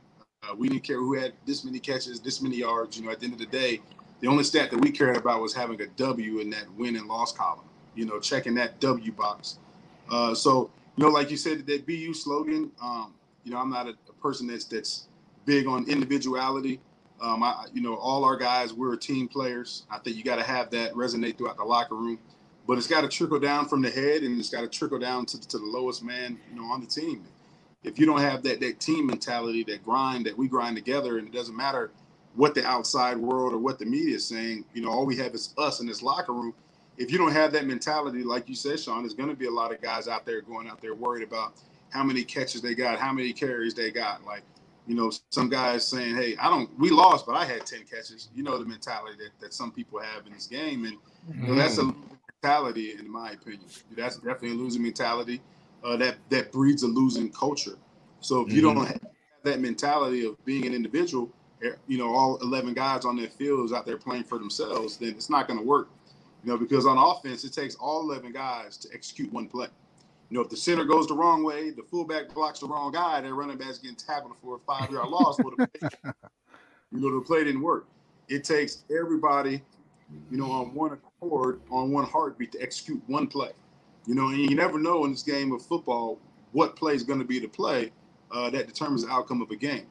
So if I've got guys, if I got a receiver saying, all right, well, it's a must outside release. I know I got to release outside because we got something else coming in, behind that number one receiver. When I got to get this corner back to turn, but I'm a selfish guy. I'm not going to outside release. I'm going to inside release. I want the corner with my hand up because I want the ball. And now we're running out. Now the number two receiver is running an out route, and that cornerback's back's not turned because that number one receiver is not running a must release. And the quarterback drops back and he throws that out route and it gets picked because the cornerback's back isn't turned because number one receiver running outside release. Well, that's individual football. What happens? That could be a play that could be a game-winning drive, and that play right there could cost you the game because you have your number one receiver who's supposed to be running a go route, but it's a must outside release. Get that cornerback to turn his hips so that way that out route can come in behind him and you can fit that ball in there. But instead he runs it, he releases inside. That quarterback staring right at the quarterback. The quarterback throws the ball on rhythm, on time. The out route's there, but because the number one receiver didn't do his job, we lose the game because that number one receiver is playing individual football, not team football. And the quarterback gets tagged with the interception when it really wasn't his fault. Right, and then we're coming down on the quarterback. Man, he's terrible. Why did he do that? But you really diagnose and dissect the play. The quarterback did his job. The number two receiver did his job. Number one receiver was doing. He was playing. BU football. BU football, doing his own thing. Yeah. It's the team game, man. And, I always say in sports, football is a game where, you never seen just one man win a game. You know, you never see a quarterback ball and catch it itself. You know, only person, you know, win a game by itself is Michael Jordan. You know what I'm saying? Fair enough. Never seen a running back. I don't care. Like, greatest back of all time, Walter Payton. You never see him run the ball without a line and get yards. You know what I'm saying? Right. So it's a team game, man. It's a team game. So hopefully, you know, they start to change that culture and guys start buying in more. The good thing is you got a lot of young guys coming in. The young guys are gonna adapt to the culture that's already set in place. So if it's that BU mentality, well, these young guys, they're gonna fall in line. They're gonna be BU guys, and it should be us. Be us. Who are we? Who is us? Be us. What is us? What type of identity do we have? Are we not me? Right, we, not me. Not me. Perfect, perfectly stated. So let me ask you this: moving. Let me get J-Mac individual, and then let me get J-Mac Bears locker room football player. Is Nagy the coach to take us to the next level? Oh, you know, it's hard to say. You know, I think he has the ability. You know, I think he has to. You know, some people got to humble themselves and do what's right for the team. You know what I mean? Like, well, when you say ability, though, you mean he can pass the interview. He knows football. Yeah, I mean, I think he has the ability to be a good coach. I think his ego gets in the way a lot. You know, like we said, like with play calling, like we've been talking about. And that's what I wanted you to hear. The BU starts with him. Right. It starts from, like I said, it starts with the head and trickles down to the bottom. I mean, you have to, if you're not being effective calling the plays, you got to relinquish that duty. But you can't relinquish that duty like you did at the end of last year and then come back this year and take it back. You know what I'm saying? Like you got enough control. You're the head coach. Like you're the head coach of the Chicago Bears. Like there's no other need to validate yourself. Like you are the head. Like nobody's gonna look. I mean, hey, if you're not calling the plays effectively, well then if it's not working, well then you got to do what you can as the head coach to fix it. And that means taking yourself out because there's only a few people in the NFL who do it well. Your ex-coach Andy Reid's one of them. Sean McVay's another dude. Peyton's another guy. You know, there's only a handful of guys who can do it. And then let's be real, bro. This guy called 6 games in Kansas City, and then gets that job. And you know, and in the playoff game that he called, you know, they got their ass whooped. So he got the job off of 5 or 6 games, and then you ask him, and one he got his ass whipped, and then you ask him to be the head coach in charge of everything. In addition to being the play caller. I just think it's too much for him right now. And maybe he could evolve into a better head coach / play caller, but right now his ego won't allow him to do that, and then which is why he took back the play calling gigs. Which is strange because by him being an Andy Reid disciple, we've seen this book before. We've read this book, we've seen this movie before. So we know how that goes. You would think, you know, with him, I like to link him as putting the cart before the horse. Yeah, you come from a great lineage from where your coaching tree is one of the Andy Reid's a surefire Hall of Fame coach. Absolutely. Hands down. But Nagy, you're not Andy Reid. Yes, you need to put your imprint, your blueprint on what you're doing, but coming from that tree, he needs to step back. He wants to be Andy Reid. He wants to be Andy Reid so bad. What about his guy? You know, and we're getting a little deeper here, but his guy over there, Eric, sleeping with the enemy. You know, why do you think he hasn't got a coaching gig? He's called more than 5 plays in the NFL. You know, He's called more than 5 games. This guy has, you know, he got them to the Super Bowl. He was the play caller. Okay. And, you know, this guy can't get an NFL job. Your thoughts? We all know why he ain't getting no job. Yeah, we know why. What's his name? Tommy? Ain't getting no job, man. I mean, they say he interviewed poorly, but I'm like, I don't care about that. Do you know ball? Hey, a lot of people have vouched for him. He's got a proven track record. You know, I don't get it. Hopefully, he gets one after this year. I mean, every year his name is one of the candidates, and then the crazy thing is, you know, a lot of guys who've been getting hired as, you know, head coaching jobs don't even have a fraction of the experience and success he's had. But then they, you know. So I'm gonna do my impersonation of a Woj bomb. Eric Bieniemy, head coach of the Dallas Cowboys next year. You heard it here first. Jerry Jones gonna get rid of his boy. Jerry, he gonna get rid of his boy. Hey, no, what's his name? No, McCarthy's there now. McCarthy ain't good. They don't even like him down there, man. No, I was thinking of Justin Garrett. No, Garrett's gone, and McCarthy's there. Garrett's gone, but yeah, McCarthy ain't going nowhere. He won't be the coach after this year. He won't be. Yeah, he ain't going nowhere. Hey, we'll see. Stranger things have happened. Yeah, you're right. You're right. Stranger things have happened, like the Bears getting a black quarterback. After all these years. I know it's not the first one. They've had one. I know. They've had one, but all of them have been old. No, that's not true. Except for Vince Evans. He wasn't old. They drafted him. No, they've only drafted Vince Evans. Correct me. Jason, were you on the team when they drafted Chris Leak? No, he didn't see the field. They didn't draft Chris Leak. Chris Leak was there. He came in as an undrafted free agent. Undrafted free agent. Okay. He just didn't make the cut, right? No, he didn't make it. Yeah, Chris was a good dude, man. Chris actually was he was coaching high school football for a while too, but Chris was a good dude, man. He just didn't make it. Yeah, the last black quarterback they drafted. Well, it might be a little. I'm not sure how old you are, JB, but Vince Evans in 1977 was the last black quarterback they drafted. They've had black quartterbacks on the roster. Yeah, they've had plenty. They're all old. Yeah. But when you draft somebody as opposed to signing them, you're allocating resources to this guy and developing him over a couple of years. If you sign someone and he doesn't work out 1 year, like, all right, I'm done. Right. Short. Yeah. So, but yeah, it's unfortunate it's taken us this long since 1977, dude. Yeah. And we were talking about JB. Let me correct you real quick. We were talking about black quarterbacks that have seen the field. I know they had Chris Leak. But he didn't see the field.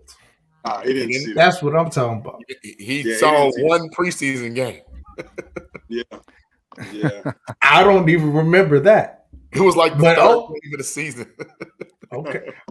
And no shade to Chris Leak. No shade to him, but I don't even remember that. Decent in Florida with Tim Tebow. I mean, he wasn't bad. He wasn't great, but he wasn't bad. I mean, It won national championship. So national championship. Sure. So I mean, a guy from your alma mater, Jay, Henry Burris. He's a Temple guy, right? Yeah, if I'm not mistaken. Yeah, Henry Burris he's the Bears right now. He's the offensive quality control coach. So he's going to be, he's another key piece. He's back.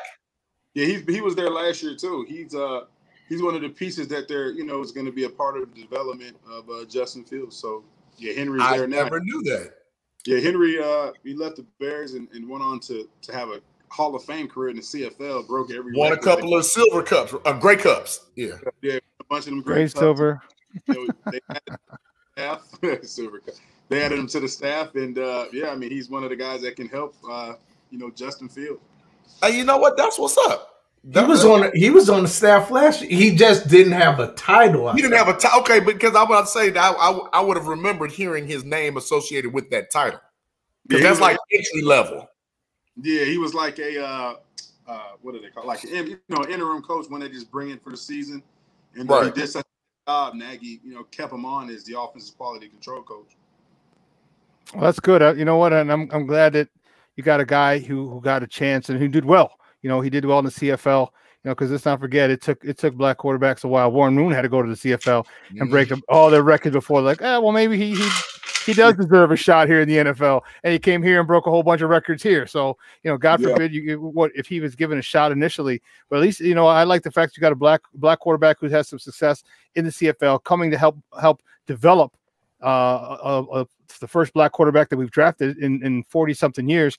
I think that's going to go a long way, just not just football wise, but socially and other aspects of his life. And because he's been here, he understands how this crowd can get. And Justin should, he played at Ohio State. That's a huge school. It's a Power 5 conference. 100,000 people strong every week, and their fan base is pretty strong. But now you're going to get it on a consistent basis. Now the money comes in. Now you got to be a pro. Now you don't have to, you got to be watching about all the cousins that come out of the woodworks. There's a whole bunch of other things that he's got to have to learn as a starting quarterback for the NFL. Yeah, you got to stay out of the city, stay out of them parties, man. That's the first thing. Yeah. Stay out of cigarettes. Now downtown is very inviting. You know. You know, they're gonna have him. They're gonna tell him to get a condo down there. Please don't, Justin. Man, so I know I was Zoom. I used to hang out with Jerry Zuma because I believe I met you. It was Reeve Story's football camp. So I used to work at Reeve Story's camp all the time with Anita and everything. And I met you. I met Zoom. We used to hang out a little bit. And Zoom had a nice little place downtown. Real nice little place. So it was, I could see some guys, make it. First of all, it's a lot easier on the commute. You don't got to drive from Lake Forest or somewhere way up there on game day. You got a nice little condo or, downtown and, penthouse, of course. Of course. with the Sears Tower in your eye. As soon as you open up, whoop, there's the Sears Tower. Oh, okay. Yeah. That's got to be kind of nice, man. That's got to be nice. Sure, man.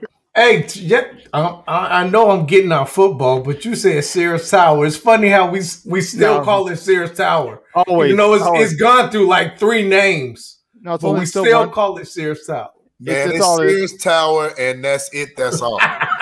Period. Next topic. I ain't never calling it nothing but Sears Tower. And they can sue me. I ain't gonna get nothing. Can't get blood from a turnip. Yes, but that's the truth. Hey, Sears ain't even around no more, and it's still the Sears Tower. Damn it. Right. Sears was when we was kids. So Sears is long. Yeah, and I know you had to get your parents had to get you them husky pants. For us with the big butts and big thighs, you had to go get the husky pants from Sears. Yeah, that's right, first floor. Yeah. Oh, that's crazy, dude. That's crazy. Hey, J Mac, what do you think about this defense, man? How do you think they're going to react with Sean Desai and Mike Pettin? Because let's not forget, Mike Pettin, the former defensive coordinator for the Packers, is down here kind of as a mentor type deal. I know it'll probably be just 1 year because he'll probably move on to get another DC job somewhere else. But you got a guy in Sean Desai who's a disciple of Vic Fangio, who's a freaking stud. Okay, now you're studying under another guy who's very good at what he does as a former defensive coordinator for the Packers. How do you think this team is this defense? They just got a shot in the arm with Justin Fields. You already saw Eddie Jackson. Like, now we got a real quarterback. I wasn't too happy about that. No need to take shots at Mitch. It wasn't his fault. He got drafted number 2. But now Eddie Jackson needs to worry about tackling mugs and stop tweeting out about his former players. But that's another story. I loved it. No, hey, you know what? He should worry about putting his head down on receivers, and you know what I'm saying? Like, you got a job to do too, Eddie Jackson. He got to go back to picking the ball off. Yeah, but how do you think he's good? How do you think this defense? With all the things we talked about, with Eddie Goldman coming back, and then Tonga, and then this kid Snowden, who's basically a one-trick pony. Like, it's third down, sick him. Remember Mark Anderson back in the day? You remember Mark Anderson? That dude had like 17. No, he had 10 sacks that his rookie year. He was a one-trick pony. Third down, go get him. You don't got to worry about the run. You don't got to worry about nothing. Go get that quarterback. How do you think this defense is going to be with this defensive coordinator combo we got this year? Yeah, I think I think with Sean Desai being a Vic Fangio disciple, like I was talking about before, I think you'll see a lot of principles and things that Vic did. So we'll still see Vic's philosophy still on the defense. I think Desai will put his flavor on it. But like you said, you got Pettin, who's had a lot of success being a D coordinator in the league as well. So I think you'll see some new things. I don't see the defense necessarily falling off because Vic left. Sean Desai has received some high praise. Yeah, and I think he's getting his opportunity, and not only is he getting his opportunity, he's getting a lot of good football players back that wasn't there last year. So I think for me the key piece is how Robert Quinn responds to having a down year last year. Like I said before, with Khalil Mack commanding so much attention, Robert Quinn's got to eat on that opposite side. So I think if Robert Quinn can elevate his game and have a good year, I think this defense can be really good, especially with having Eddie Goldman back, one of your anchors of that defense. Roquan getting better. I think Roquan's going to keep getting better and better every year, and we saw what he did last year. I mean, it's hard to do much better than that.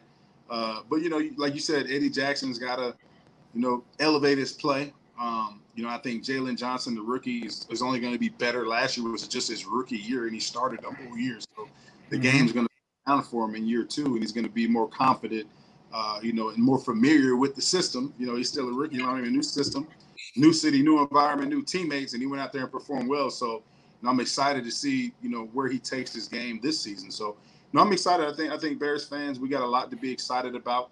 I think it's just crazy how, a few weeks ago we're all pissed off because you got the red rifle as your quarterback and they're not making any moves, and then all of a sudden you have a draft in which you fill a lot of pieces, you answer a lot of questions. So for Bears fans in the city of Chicago, I think we got a lot to look forward to. We can finally, people are starting to talk about their beloved Chicago Bears again, and us, or you guys and us in the media and stuff like that, we get to talk about positive things instead of being so negative all the Bears. Absolutely. Right. So just random. How do you feel about that 17th game this year? Yeah, I mean, you know what? Like, it is what it is. I mean, I think it's tough because, the young guys who, they're not getting paid more. It's just, I think it's a way for the owners to make more money. They don't need no more money at that. I mean, more the owners, you know what I'm saying? I think that revenue should be trickled down towards the players more, but that won't happen. So, I mean, it is what it is. Like, the guys are football players, they're going out there, they're playing football. But at the end of the day, I mean, the league is thrives off money. The league was built off money, and that's another opportunity for the league to bring in more money, especially after losing a lot of money due to a COVID season. Right. I was looking at that 17th game in relation to the NFL stat book. Yeah. Because a lot of career stat, that extra game, had Adrian Peterson had that extra game, he beats Eric Dickerson's rushing record. You know what I mean? Stuff like that. So I'm wondering how the NFL record book is going to change. Yeah. Well, that makes sense. I mean, in terms of that, that's beneficial for the players. But you're not putting no extra money in their pocket. Well, possibly an extra game to get that bonus, depending on if you have an incentive-laden contract or not, But for the young guys who don't have that bonus, the young right, guys they just for that clause in their contract, touchdown clauses, receptions clauses, yardage clauses. It's just another game, another opportunity for them to get hurt, another game for them to have their check spread out. You know what I mean? Right. Right. I mean, it's good and bad. It's good for the league because it's going to generate revenue. The owner's going to continue to fatten their pockets. But for the guys who, aren't making the big dollar in the league, it's just, it's another. I mean, it's another. They're putting their body on the line more. I think the only positive is they're going to expand the practice squad so that they give more guys opportunity to make it in the league. Mm-hmm. So, it's football. It's the NFL. From a fan standpoint, hey, we get an extra week. And we get an extra week. I like it because I get to watch more football. Right. Hey, J Max, holler at me, man. Do me a favor, talk to me and everybody listen. Like, how were you able to steer away from going broke? That's a big issue with a lot of young black athletes, especially football players, some basketball players as well. We know the Antoine Walker scenario. But how did who did you have a mentor? Did you have, someone at home say, hey, make sure you do this? How did you make sure you kept your finances straight? Because we see far too many black men, have generational wealth. And like I talked about before, they got to take care of all their cousins, hey, what up, cuz? And all and stuff, and then their coaches and their travel coaches and their this coach and that coach. How were you able to steer away from that and not be, looking for gigs to survive? Yeah, it stemmed from my father. My father was military, so I grew up in a military household. My dad didn't take no yes, BS. sir, no, sir. Yeah. Take my bed, and he was bouncing a quarter off my bed. Christmas, I used to get combat boots so I could cut the grass on Saturday morning in them, things like that. So it definitely kept me level-headed and humble.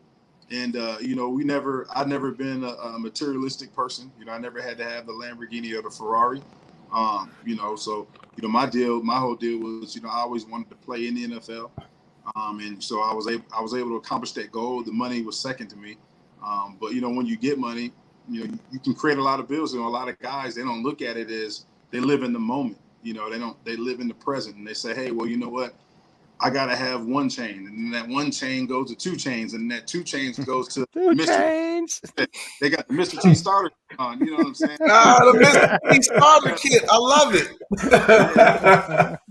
You got to be smart. You know what I'm saying? And you got to realize that you playing in the NFL. You're going to make a lot of money early in your career, a ton of money. More money than people would dream of. But at the same time, it's still that money is just a head start. It's just for you to have a head start on life. It's the only occupation that will retire you, and you don't know when that can be due to injury, due to different situations that you can't control. So you never know when your last game is. So you've got to take that approach. And at the end of the day, when you have kids, you're like, hey man, I gotta make sure I leave something for my kids. Do it the right way. So that's been my mentality since I played, and I was fortunate enough to have good mentors and good teachers to show me how to be a good steward of my money. I didn't have to have 50 chains. I didn't even like chains and stuff like that. And I was a simple guy, man. I bought a few Jordans here and there that I wish I didn't, that I still have in my closet that I never wore. But you can look at that as an investment. But I made some dumb purchases, and I made some bad investments just like the next. But at the end of the day, I made more good investments and was smarter with my money, and was able to have good people in my circle to help it grow. And that's the thing. As a former player, you've got to realize that your career is going to come to an end one day, and the money's going to stop coming in. So then what do you? What was the craziest shit you ever bought? I remember they asked Emmett, and Emmett said he bought $1,500, $2,000 shirt or some craziness like that. And what was the craziest thing? You had to splurge once. I mean, you know what I'm saying? Not on a regular basis like other people. But what was the craziest thing? Like you get I always said, my dream car was a 96 Chevy Impala.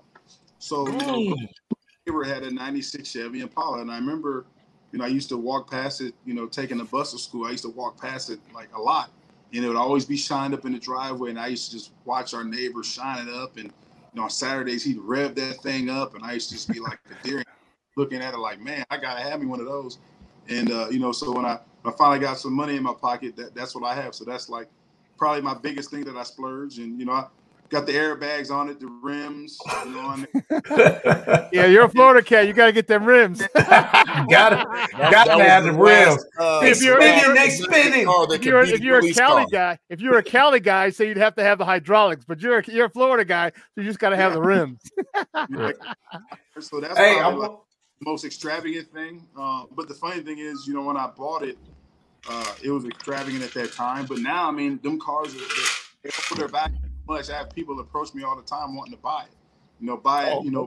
More than what I bought it for. So it ended up being an investment then, huh? It's an investment. So that's nice. Yeah.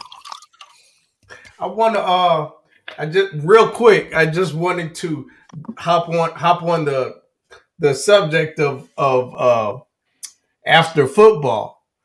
Rashid is one of the smart guys that made plans for after football. He knew like Jason said earlier, he knew that his career was not going to be forever, and he got a family. And I just wanted to kind of shed light on the fact that Rashid now is a real estate agent, and he's closing deals and wheeling and dealing. So he's doing what he has to do to keep that money coming in. Because when football is over, man, now what am I going to do? Well, Rashid found it. And I saw one of his posts today, and I'm like, man, that's great. So I just want to point that out, it's good to see. It's good to see players after the football is over. It's good to see players do something else and still keep that money coming in so they can take care of the family. Yeah, for sure. Like Rashid said, he took a lot of my snaps. He took a lot of my passes. I'm gonna go get my realtor license. I'm gonna take a lot of his closing deals. A lot of his I'm gonna put up on the same properties I'm gonna put mine right next to his. Hey, do it now, man. It's a seller's market, man. People are buying stuff over asking price, so your commission will be a little sweeter than it would normally be. I got tons of friends in that real estate game, and man, they can't do. Houses are selling within hours, not even days, man, hours. So yeah, make that money, Papa. Make that money. I got the I appreciate you guys. I got the wife calling me, so I appreciate you guys, man. Okay. It's a great, and I thank you guys for having me on, man. And you guys, keep your family safe, and you guys keep doing your thing, man. And anytime you guys need me, don't hesitate to reach out. Absolutely, man. Appreciate that. Absolutely, appreciate that, J-Mac. Hey, J-Mac, I'm gonna reach out to you to come on my show one time soon. All right. Anytime, man. It's we all family, man, and you guys. I think the show is great, man, and honored to be on it. And let's pray for our Bears this year, man. Hopefully, next time we talk about them being in the playoffs. Bear the fuck down, baby. That's what I'm talking about this year. Bear down. Appreciate you, J-Mac. Appreciate you, man. All right, yes, sir. All right, man. Better, bro. Dude, that was good. Good stuff, man. Good stuff. That was great, man. That was great. And man, J-Mac is the true is he the last real fullback the Bears have had? I want to say yes, because then you had you had what's his name? Leonard from Big Bang Theory. What was his name? The head coach? Trustman. He looked like Leonard from the Big Bang Theory. Mark Trustman. Yeah. The worst Bears head coach. Yeah. Yes. Well, one of the worst. The worst was Dave Wanstead. No, I wouldn't say that, and here's why. Yeah, they've never lost a team. They've never lost a team. That was Kyle. What? Yeah, he never lost a team. That was Kyle Fuller's rookie year. Yeah. And remember, Wanstead was coming off the greatness of the Cowboys. He was a hot commodity. Yeah, he was horrible for the Bears. Yeah, Mark Trustman was pretty for the Bears. Trustman was bad. He was bad. Oh, even my man used to be a DB for the Buffalo Bills. Had a 13-3 season with the Bears. What was his name? DB, the head coach for the Buffalo Bills was the head coach. No, he was a defensive back for the Buffalo Bills. And he was the head coach of the Bears? And he was the head coach of the Bears. I know Dick Duran. Oh, Duran. Oh, Dick Duran. He was a good coach. No, I'm saying like we've had some decent coaches. Dick Duran was a good coach. He was a good coach. Wanstead, like I said, he was garbage for the Bears at least. Trustman was boo boo. Last year was, if I'm not mistaken, that last year was Kyle Fuller's first year. Okay, when it was his rookie year, and he had Trustman's last year, and and you still had Briggs, you had Peanut, you had that whole crew, and they really contaminated Kyle Fuller, because Kyle Fuller, remember, he had 2 picks against the 49ers. He was doing his thing, but then their disdain for what was the Goofies, the defensive coordinator.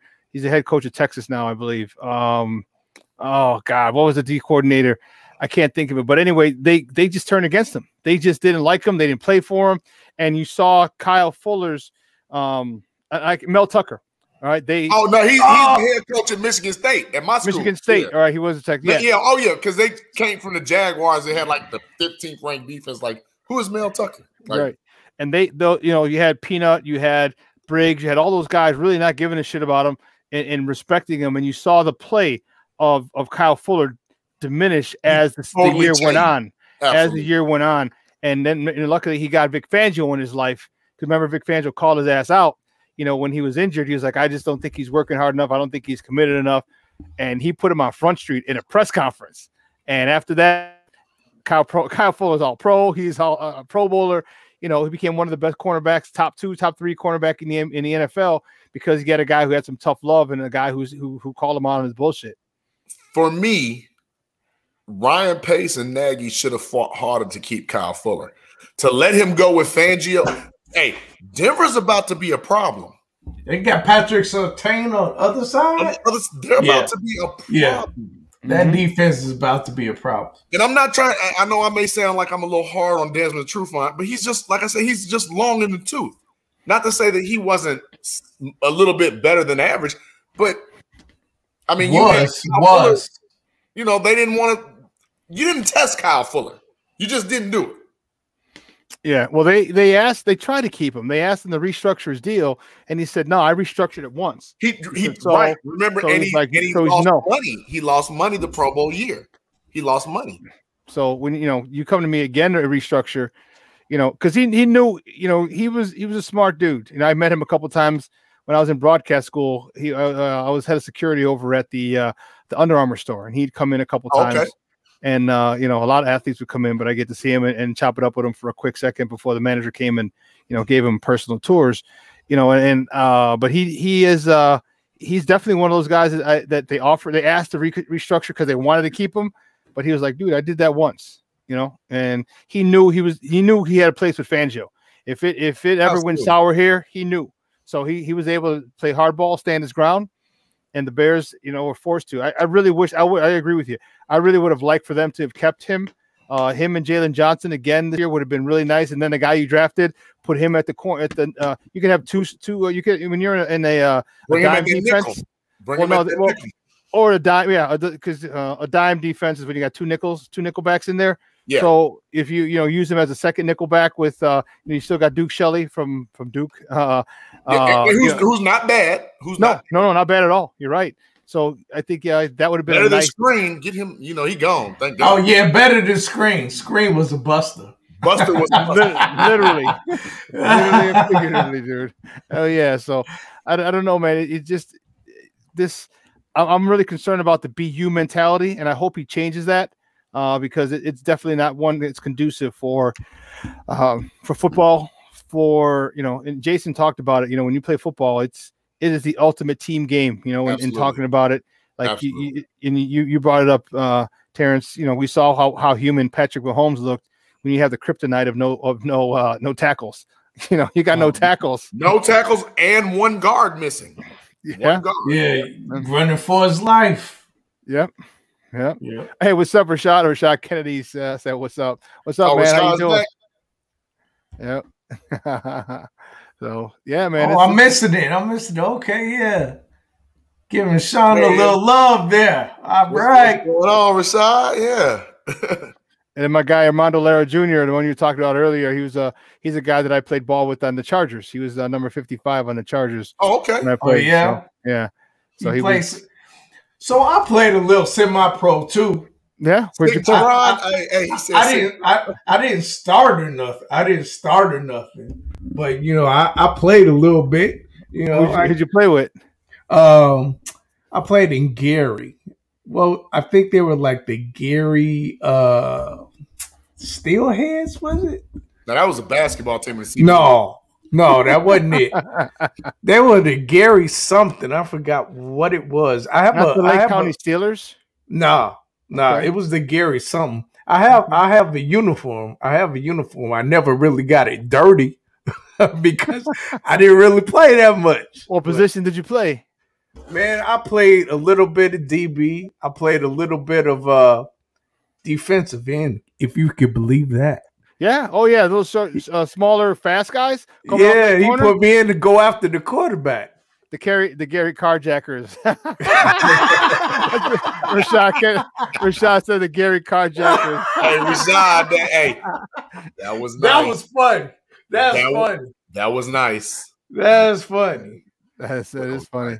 Yeah, I forgot the name of the team, but yeah, I never got the uniform really dirty because I never really played. But yeah, they put me at defensive end. I remember when they first put me in a defensive end, I was like, "What the hell?" I'm like the shortest dude on the team, but you want me to go after quarterback? Okay, fine, no problem. So I went after his big ass too. Yeah, because it's tough. It's tough for offensive linemen. We did that when I was with the Thunder. I went to play with the Thunder after the Chargers, and we had a couple guys who were a little smaller as defensive ends, and they were just so fast, so fast for these offensive linemen. Not powerful. If they got locked up, they were done for that play. But you keep, you tire out, you get a guy who's, 225 coming off that corner with a motor. Yeah, literally going to a spot to meet that quarterback, and he ain't worried about the run game. He ain't worried about nothing. That offensive tackle gets tired real quick. And so it was definitely a good scheme, a good plot that we had, in addition to our regular defensive ends, so yeah, it was good. It was good. Sean, did you ever get the chance to play against the Indianapolis Tornadoes? No, we played in what year? In 06, we went down to Indianapolis, and I'm trying to think of the team that we played. It wasn't the Tornadoes. I would have remembered that. But we went down there. We whooped that ass. The Thunder was good. The Thunder was really, really good. No, the Thunder was really, really good. The reason I asked you that is because when we were in Lake County, we played against the Tornadoes. And then when we start hearing people's names and we go back and do research, hell, half of them was on the Indianapolis Colts practice squad. Oh, wow. Wow. So we went down to Florida, and after the 06 season for the national championship game, we played a team out of Ohio. Mm-hmm. Okay. It was called the Central Ohio Lions. Okay. We looked at their roster. Their entire offensive line was from, I shouldn't say their entire, they had about 5 or 6 guys from Ohio State. They had some good, I was like, holy shit, dude. I'm like, we're going up again. And I was concerned because a lot of the guys, like I played college ball, 1AA ball. All right. And I played professionally overseas. So I've seen good linemen, and I know what when good linemen, when they lock you up, you're locked up. You know what I'm saying? It's over. Yeah. I mean, you don't believe it. Look at James Daniels when he locked up Aaron Donald their first year playing. He stuck to form, he stuck to the fundamentals, and I was really concerned because my guys some played high school, not really many played college, and I was concerned. But luckily, we were able to come out with that. We beat them. We beat them and we won our first national championship in January of 07. Like I said, a couple weeks right before the Bears went down. Right. And dude, so I understand exactly what Jason's talking about, man. With hanging out with your boys, and we're all down there in South Beach because the game was actually in Homestead, but we took the 20-minute drive down to South Beach. Almost got in a fight, drank. So real quick story, dude. This is hilarious. So we got a guy named Brian Page. Shout out to my guy Brian Page.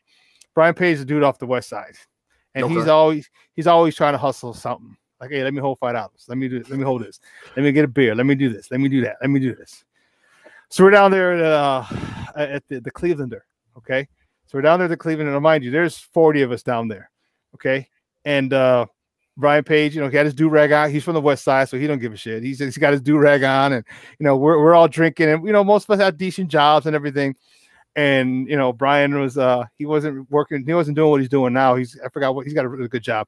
But anyway, he comes over. We couldn't find him for like 20 minutes. I mean, this dude's like a little shorter than me. He's about 5'10, 315, 320. Great athlete, light feet for such a big dude. All of a sudden, this dude comes over, and he's like with a tray of beers. And I'm like, dude, Brian's never bought a fucking round of beers as long as I known him. Like, what the hell did you get this? He talked to some dude at the bar. Dude gave him his credit card, puts his credit card down, and he started paying for all of us. What? Got some dude to pay to put his credit card down as a tab for all of us, and he paid for all of us. I'm like, dude, how the hell did you do that, man? He's like, nah, man, we were just talking, and I told him we're here, and one thing led to another, and he just said, here, put the card down. I'll pay for your drinks. Shit. I mean, now mind you, that's 07, and beers at the Cleveland there were like $6-8. Yeah, I love the Clevelander going to South Beach, man.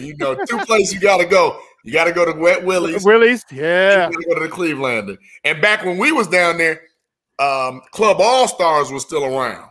Oh, no way. Yeah. So I got another funny story for you. Well, I got a shitload of funny stories for you from that. We went 3 years in a row. So we won 2 national championships after the 06 and after the 08 season. So we go down there. It's 06 after the 06 season, and one of my guys, I was a teacher at the time, and I was teaching with one of the guys, and I had met his brother. He'd come up to the school and everything. And I talked about, hey, we're going to Florida and this, and he was like, hey, bro, he goes, would you mind if I went down with you? I was like, I don't care, bro. I said, no big deal. Come on down. I was like, you're gonna be with a whole bunch of football players. But he's like, yeah, no problem. Okay, cool. So him and his other 2 brothers, like the guy that I worked with, didn't go to Florida. His other 2 brothers came down. So then we had to get our own flights and everything. So we're down there. So it's after the game. We win the national championship. Okay, and so we go down to Nicky's Beach, Pearl at Nicky's Beach. Okay. And so I got some guys. One of my guys, Brian Gambino, he's about 6'5", looks like a very svelte D lineman. Mm-hmm. We walk up to Nicky's Beach, and on the right side is the everybody line. So that line's around the corner. The left side is the VIP, which is long, but nowhere near as long as the right. And so we're like, man, what do you want to do? And Brian was like, you know what? Fuck this. You want to get in here? Walk. If you're coming in, come with me. And he got this look on his face. I'm like, fuck it, let's go. So there's 5 of us. 5 of us. We start walking through the VIP line. He's like, excuse me. Everyone's like, damn. We get to the front. And there was a black bouncer with an English accent. So obviously he's from England. And Brian taps him on the shoulder, says, hey, buddy. And the guy's like, oh, how can I help you, mate? He's like, hey, listen, he goes, I play for the Kansas City Chiefs, man. He goes, I'm in town with my guys from high school, man. Could you do us a favor? Could you take care of us? Let us in. We want to get some drinks here. He's like, how many of you guys? Like, I got these 5 and me. And, back then it's like 20, 30, $40 to get in. And right. He's like, all right, let me see what I can do. So we waited no more, I shit you not, 30 seconds. 30 seconds. He's like, all right, come on in. So we go in. He's like, don't worry about it. He lets us walk upstairs. We get into, and it's all white. You've been in Miami clubs. They're all white and everything. And it's crazy. So that's not the great part. Okay. So my boy, he was with his brother, who was, didn't play on the team, just came down to hang with me. He's like, hey, where you at? I said, dude, we're in Nicky's Beach. We're at Pearl. He's like, dude, come down and get us in. I'm like, dude, we can't. I was like, why don't you do this? Why don't you go up to the bouncers? And I told him the right line's everybody, the left is VIP. I said, you got to sell it. And he was young. I was like, you got to sell it like you're somebody, dude. I was like you're an arrogant son of a bitch. I said, just walk to the front of the line. There's a black dude with an English accent. Tell him you play for somebody. Say the Seattle Seahawks. He goes, dude. I said, just tell him you're the kicker. You're a small Mexican guy. Of course you can be a kicker. He's like, oh, no shit. Yeah, that's right. And because people were coming down there. It's 2 weeks before the Super Bowl. NFL players hanging in Miami all the time. So I was like, dude, but you got to sell it. He's, yo, I got you, bro. I got you. I'm like, yeah, we're not going to see him.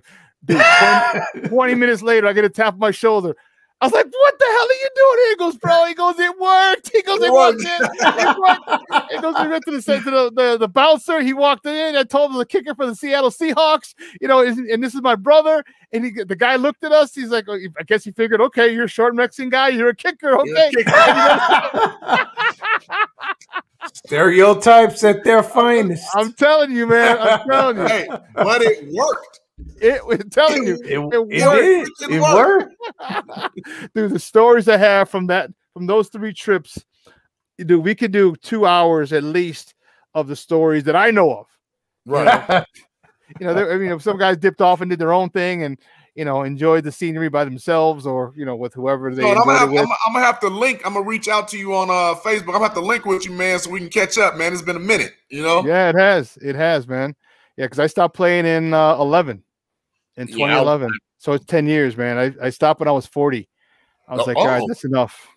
Yeah, that was enough. that was enough. And you did it. Yeah. So until 40. I started when I was 10, and I played till I was 40. Shit. Blood, sweat, and tears to the game, man. So when I was playing you guys, I was in my 30s. Yeah, you was already a vet. So yeah. Yeah. Because I started in 97, so I was already 26. And I was in college, so yeah. Yeah, with the Chargers. So yeah, it was crazy, man. Those times are fun. And you had Randall Lane, right? From Purdue. Purdue, Drew Brees' #1 target in college. Right, and went to Tampa Bay for a cup of coffee, right? Yeah. So he plays in the flag league that John plays in. Yeah. No way. Tell Randall I said what's up if you see him, man. I'm going to let him know that I spoke with you. Man, that'll be like a crazy reunion. That motherfucker was a stud. Capital built like He-Man, man. Bold, underline, italicized, exclamation point, exclamation point, exclamation point. Stud, dude. Stud. Dude, and funny I say that, and we lost he dropped a huge pass for us in the championship game against the Thunder before we went to the Thunder. Mm-hmm. Dude, there was nobody who could cover Randall Lane. Nobody. Nope, He ran like a 4. I think he got timed at a 4.3 somewhere in there. And they were just semi-pro, dude. You got guys who are fucking plumbers. All right, you ain't stopping Randall Lane, dude. You know what I'm saying? And it was a championship game. And Randall Lane beat one of my guys. His name's Guy Narduli. He was a safety for the Thunder, who's actually now an actor out in L.A. Okay. And dude, he did something, and Guy came over from the safety spot. It took the wrong angle, and Randall went right by him, dude. It wasn't even a contest. And George, our quarterback, hits him, dude, and Randall Lane drops it. He was a good 7 to 10 yards behind Guy, and there was you weren't catching him, and I was like, oh, that's crazy. No. I have yet to see him drop a pass ever. Dude, yeah, we're like, what the fuck? Hey, so speaking of quick, do we have some quick words about the Bulls? Yeah, man, let's do it. Lord. You know what? They're just a team in transition right now. You know what? You got a new coach, they got a new system. So you're trying to figure out roles for them. Then you get a big trade in the middle of the season, and now you got to incorporate this, another all-star. So you see Zach, because it's Zach's team, let's be honest. And it's his team, but then Vooch is like, okay, I don't want to step on any toes, but Zach's like, oh, hell no, you're an all-star, you get yours too. So now you got a guy who's not really willing to, I don't want to step on toes, but another guy saying, hey, come on, but it changes everybody else's role, there. So then all of a sudden people getting hurt, then Zach's out because of COVID, he's coming back tomorrow. Tomorrow. So you every time something happens, something changes for Billy Donovan, and now roles get readjusted. So it's just a whole bunch of Murphy's Law. If anything can go wrong, will. And they just haven't had a chance. And then there's no practice time really, for all intents and purposes. They haven't been able to get in the at the Advocate Center. Excuse me, the Advocate Center, because you're by the NBA Players Association, the rules. The practice time they have is very limited. It's very limited. Give Billy Donovan an off season. Because here's what he needs to do. He needs to give everyone a role. And that's what he's doing, trying to see what everybody can do. Once everybody gets a role, now they know they do their role and that's it. They'll be a much better team. Because Billy Donovan is a very good coach, and he's had some success. When you look at what he did at Florida, he took a team that he's always made the sum bigger than the parts. Because if you look at that Florida team, were there any superstars on that team? No, he had some stars, but good players. You had, Joe Kim, you had Tito Horford, you had Corey Brewer. But that was it. Standouts. He had no superstars. Right. But it was a team. See, that's the thing. It was a team. Yeah. And so I think if these guys buy in, we have all the pieces. They have to know their role, do their role, and that's it. I think, dude, and I'll tell you who's going to be the stud. It ain't going to be Zach LaVine. In about 3 years, that joker's going to be Pat Williams, because that son of a gun is unreal, in my opinion. Yeah, you say why he's boring. You know why? Because he's fundamentally sound. Look at this guy. The kid's 19 years old, and look how he's scoring on people. He boxes people out. He uses the glass. He's very, very fundamentally sound. He has a Luau Deng type of game to him. Yes, he does. He does. The next thing you know, he's like, oh, damn, he got 25. How the hell did he do that? Layups. Cutting to the hole, hitting off the glass, free throws, all these things that he's using, the fundamentals, the really boring stuff that you just did, Terrence, that boring stuff with the basketball team, that's what he does, and it adds up quick. Like, damn, how the hell did he get 30? Patrick? Tim Duncan. Yes. I like that. Boring as fuck. Big fundamental. Yes. Here's where we disagree, Sean. Mm-hmm. I was an advocate for Zach LaVine since he's been at UCLA when he actually played point guard. Love Zach LaVine. I think Zach LaVine was snubbed last year for being an all-star. When it was here in Chicago. Yep, right. It was. Don't think Zach LaVine is the problem. Nope. Vucevic is a walking double-double. How can that not add to your team? But Billy Donovan's style of play is not conducive to a traditional pick and pop inside out center. If you remember, Billy Donovan's team have always been predicated on transition, motion, and fast breaks. Westbrook, i.e. Harden, i.e. KD. The thing that I think where Donovan is overmatched is he doesn't have the point guard. Bingo. There you go. to facilitate the offense he has with those two juggernauts. Yep. Vucevic is a top 3 center, not 5. He's top 3. Mm-hmm. Zach LaVine is probably a top 5 shooting guard. But you got to tie it all together. Yep, I agree. I agree completely. That's why I was a big advocate of getting a ball, the point guard from. Give me Lonzo. I said the same thing. Yes, you know what? He is a pure point guard. Yes, okay? He's the kind of guy who's his first 2 jobs is to facilitate. If I don't facilitate, if my first job to do, I'm gonna. If this doesn't work, guess what? I'm gonna facilitate. Then I'll score. And you know what? Now you got Patrick Williams moving around with the ball. Yes, he does. You got Zach LaVine moving out the ball. And the best thing, you talk about flow, and I think so. We do disagree because I think when you run a flowing offense, you jump that into Vucevic, man, that offense works because what are you going to do against him? He can back you in, he can pull you out, he can hit a 3, he can put it on the ground, similar to Lowry, but Lowry's just too. But this guy does it at an all-star level, and you know what? I think everything should go through Vucevic keep moving. Yes, and keep everybody moving, man. Absolutely. But that slows down Donovan's philosophy of fast-paced basketball. That's why I said he would have to change his coaching philosophy. He was coaching the Bulls to me early on like he had OKC, and he didn't. Well, let's not remember you got to think big picture. Mm-hmm. Okay, playoff basketball isn't up and down the court. It's a half-court game. Exactly, and that's but you got to get there. But yeah, so I think once you get through Vooch again, so you know your role is say, hey, listen, here's what we can do. We can run up and down the court, and because Vooch can run up and down the court because he can pop a tray, okay.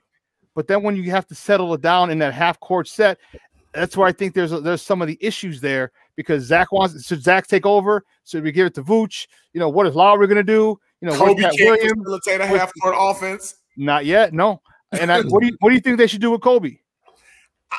To me, he needs to be in that Ben Gordon role. Not saying he is Ben Gordon. No, I feel you. I just need you to score. I don't need you to worry about trying to be a point guard. What do you guys think about him being the scorer on the second unit? I don't have a problem with that because that second unit, okay, if you anchor him as that 6th man, right? Mm-hmm. Lowry has already been pulled out of the starting lineup to be on that second unit. But next year after, we're not keeping Thad Young at the power forward position. Right. That's not going to cut it. We got to find a younger Thad. There you go. Or you have to make a decision on Lowry because do you keep him? Do you trade him? Well, you trade him. If you trade him, what are you getting back for him? Remember, you already lost your draft pick for next year. The Bulls do not have a 2021 first-round pick. That pick is gone. But they need to trade Lowry before he's not worth anything. But Lowry, this is the last year of his contract. So he can walk with nothing. So right. What are we really saying? Did we miss the boat on that? No, I just don't think that you got to remember and take it all with a grain of salt because look at the regime he had to play under. Oh, okay, that fucked everything up. Okay? Nobody can succeed under that. Yeah, so you see, but we've seen flashes of Lowry being a freaking poor man's Dirk Nowitzki. What can't he do? Great analogy. But he's got to be here. But it's here though, and the way he got to be in a position where he can succeed. If you told him and Kobe White on the second unit, like I need you to score, Denzel Valentine, you facilitate. Okay? Let him be the point. That's what I said. Yes, same thing. Let Denzel be the point. Yes. Oh man, he's trash. He shouldn't even be in the NBA. He was National College Player of the Year. He's not. That dude is horrible. No, dude, he's not trash. No, he can run a second unit because what happens? You got a first round pick in Kobe White. You got a first round pick in Lowry Markkanen. The people you play on those second units aren't as talented as those two. And you don't forget you just mentioned he was a National Player of the Year. He comes from Tom Izzo. There's certain programs where you get a Duke player, you get a Tom Izzo player. They're smart with the ball. He ain't fast. Denzel is not fast, but you know what? He's smart. Stacey called that OMG, that old man's game. And then, you know, when you're old, you play with a whole bunch of young dudes, you just can't keep up with them physically, but you're smarter than them. And that's what Denzel has. He knows how to. Sometimes he gets a little too 3-point happy, but he can facilitate, man. Oh my God. He get a little Steph in him. He get a little Steph in him. Yeah, a little heat check here and there. But you know, I think if he's told, hey, I need you to facilitate, I need you to get Kobe the ball, get Lowry the ball. I'd love that bench mob 3.0, man. Hell yeah. I would take it. Like I said, I just personally think I need Donovan to switch his philosophy just a little bit, because if anybody knows basketball, which of course, Sean, I know you do, Terrence, watching what they did last year with Lou Dort and all those guys, was that more of a Billy Donovan coach team, or was that just like the influence of Chris Paul? Because it's on the court, you know, and that's where the game is played. You have a veteran like Chris Paul. Chris Paul is the kind of guy who would, you know, that's like a veteran quarterback, like my guy George, who you're talking about. George, maybe plays come in and be like, fuck that. All right, listen, here's what we're gonna run. Right. And the offense corner, like, I didn't call that. We're like, we know, we called a play that worked. You know what I mean? So when you're in the heat of the battle, and I know Billy's a good coach, but coaching and actually being out there, it's still a little different. And I think Chris Paul, because he's a KG vet, is able to say, hey, listen, here's what I think will work a little better than whatever you're saying. So I hate that the, let me say this. I don't want to incite anything. I hate that the fact that C-Red Nation thought that trade was going to like propel them to like 5th, 6th, 4th seed in the playoffs. It was never, to me, in my opinion, it was never meant to do that. It was the first step of a building block to get out of that old regime. To me, in my opinion. I could be wrong. Maybe they did think they were going to make the playoffs this year. Maybe no, they didn't. No, they didn't. Well, they thought they were going to be better. AK because I haven't spoken to AK. So I don't know what their philosophy really was. When you trade for basically the third or arguably second best center in the NBA, you don't do that to say, what are we going to do next year? You do that to say, hey, I'm making a push now. I think they plan on making the playoffs, but I don't think they're going to be serious. They thought they were going to be serious contenders until next year. You know, because now let's look what the Bulls have. The Bulls have a development department. Not a person in charge of development. They have a whole department. They created a department specifically for that development. So now you're going to see the likes of Kobe White. You're going to see the likes of Lowry Marketing, which is why I say you keep him and give him a 2-year deal. The kid's only like 23. You know what I'm saying? He's young. He's young. He'll be 24. He'll be 25, 26. You're still not even you're about to hit your peak. Give him a 2-year deal and see what you do in that 2-year deal. Okay, work with our development department and see what you can. And if it doesn't work after 2 years, guess what? Then you walk. Okay, there's going to be a lot of players who I mean, just look at what Denver's doing over there, and you know how he did over there. He's doing that over here. Get a development department. They have it. Now let's work on the development of the players. Crazy idea. You draft and develop your own players. That's a crazy idea. So, you know, now give them. That's why I say give this whole season to them, and they're going to make mistakes. They're still, you know. They're still not used to a coach like this, and he wants to get the best out of him. You've seen flashes, but when you've been brainwashed for the last 2.5, I'm never be so critical to say we haven't seen flashes, because some games we're like, this is what we want more of. Mm-hmm. That inside out, the pick and pop, Zach off the ball, not being more ball dominant. We wanted to see that, and I like that. The only thing that I'm afraid of, Sean and Terrence, are we still under the shadow of Jerry Krause? The ghost of Jerry Krause still haunts this, to where top-level free agents have yet to come here.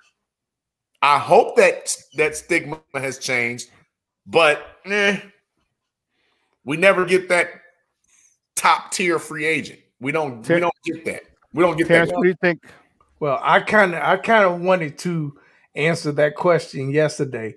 Yes, I do think that the Bulls are still living under that shadow of Jerry Krause, and free agents are like, I ain't fucking with the Bulls. Nah, I ain't fucking with the Bulls.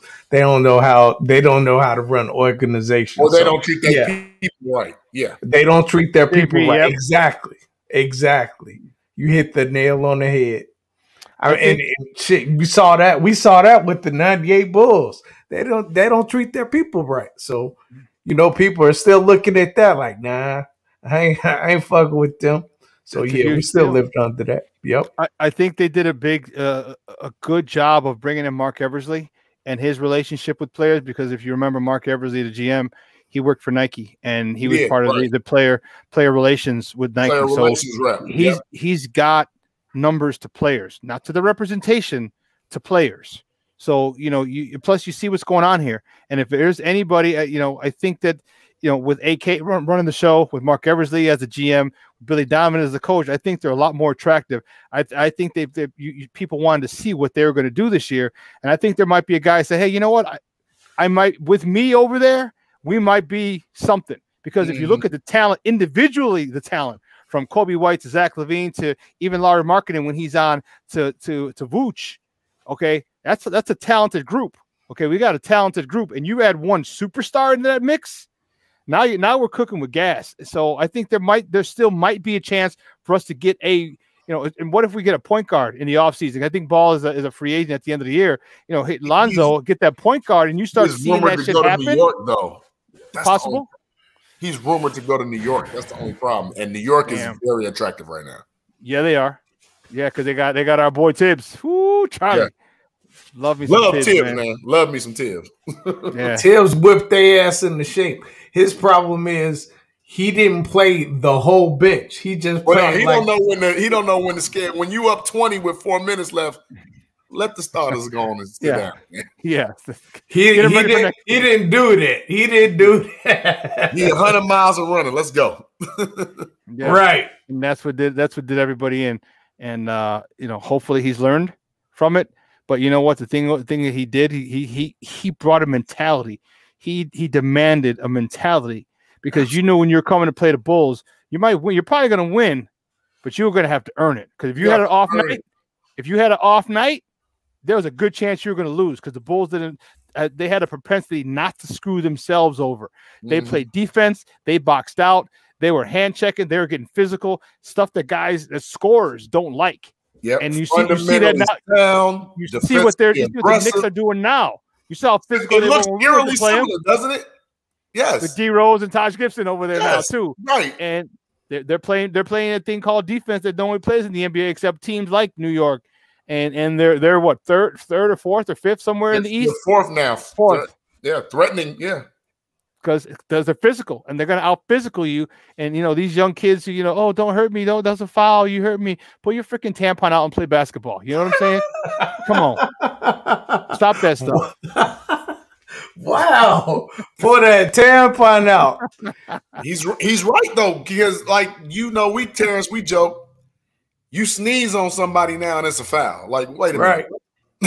Come on. Yeah. You stand too close, it's a foul. You see guys foul. What? Come on. Yeah.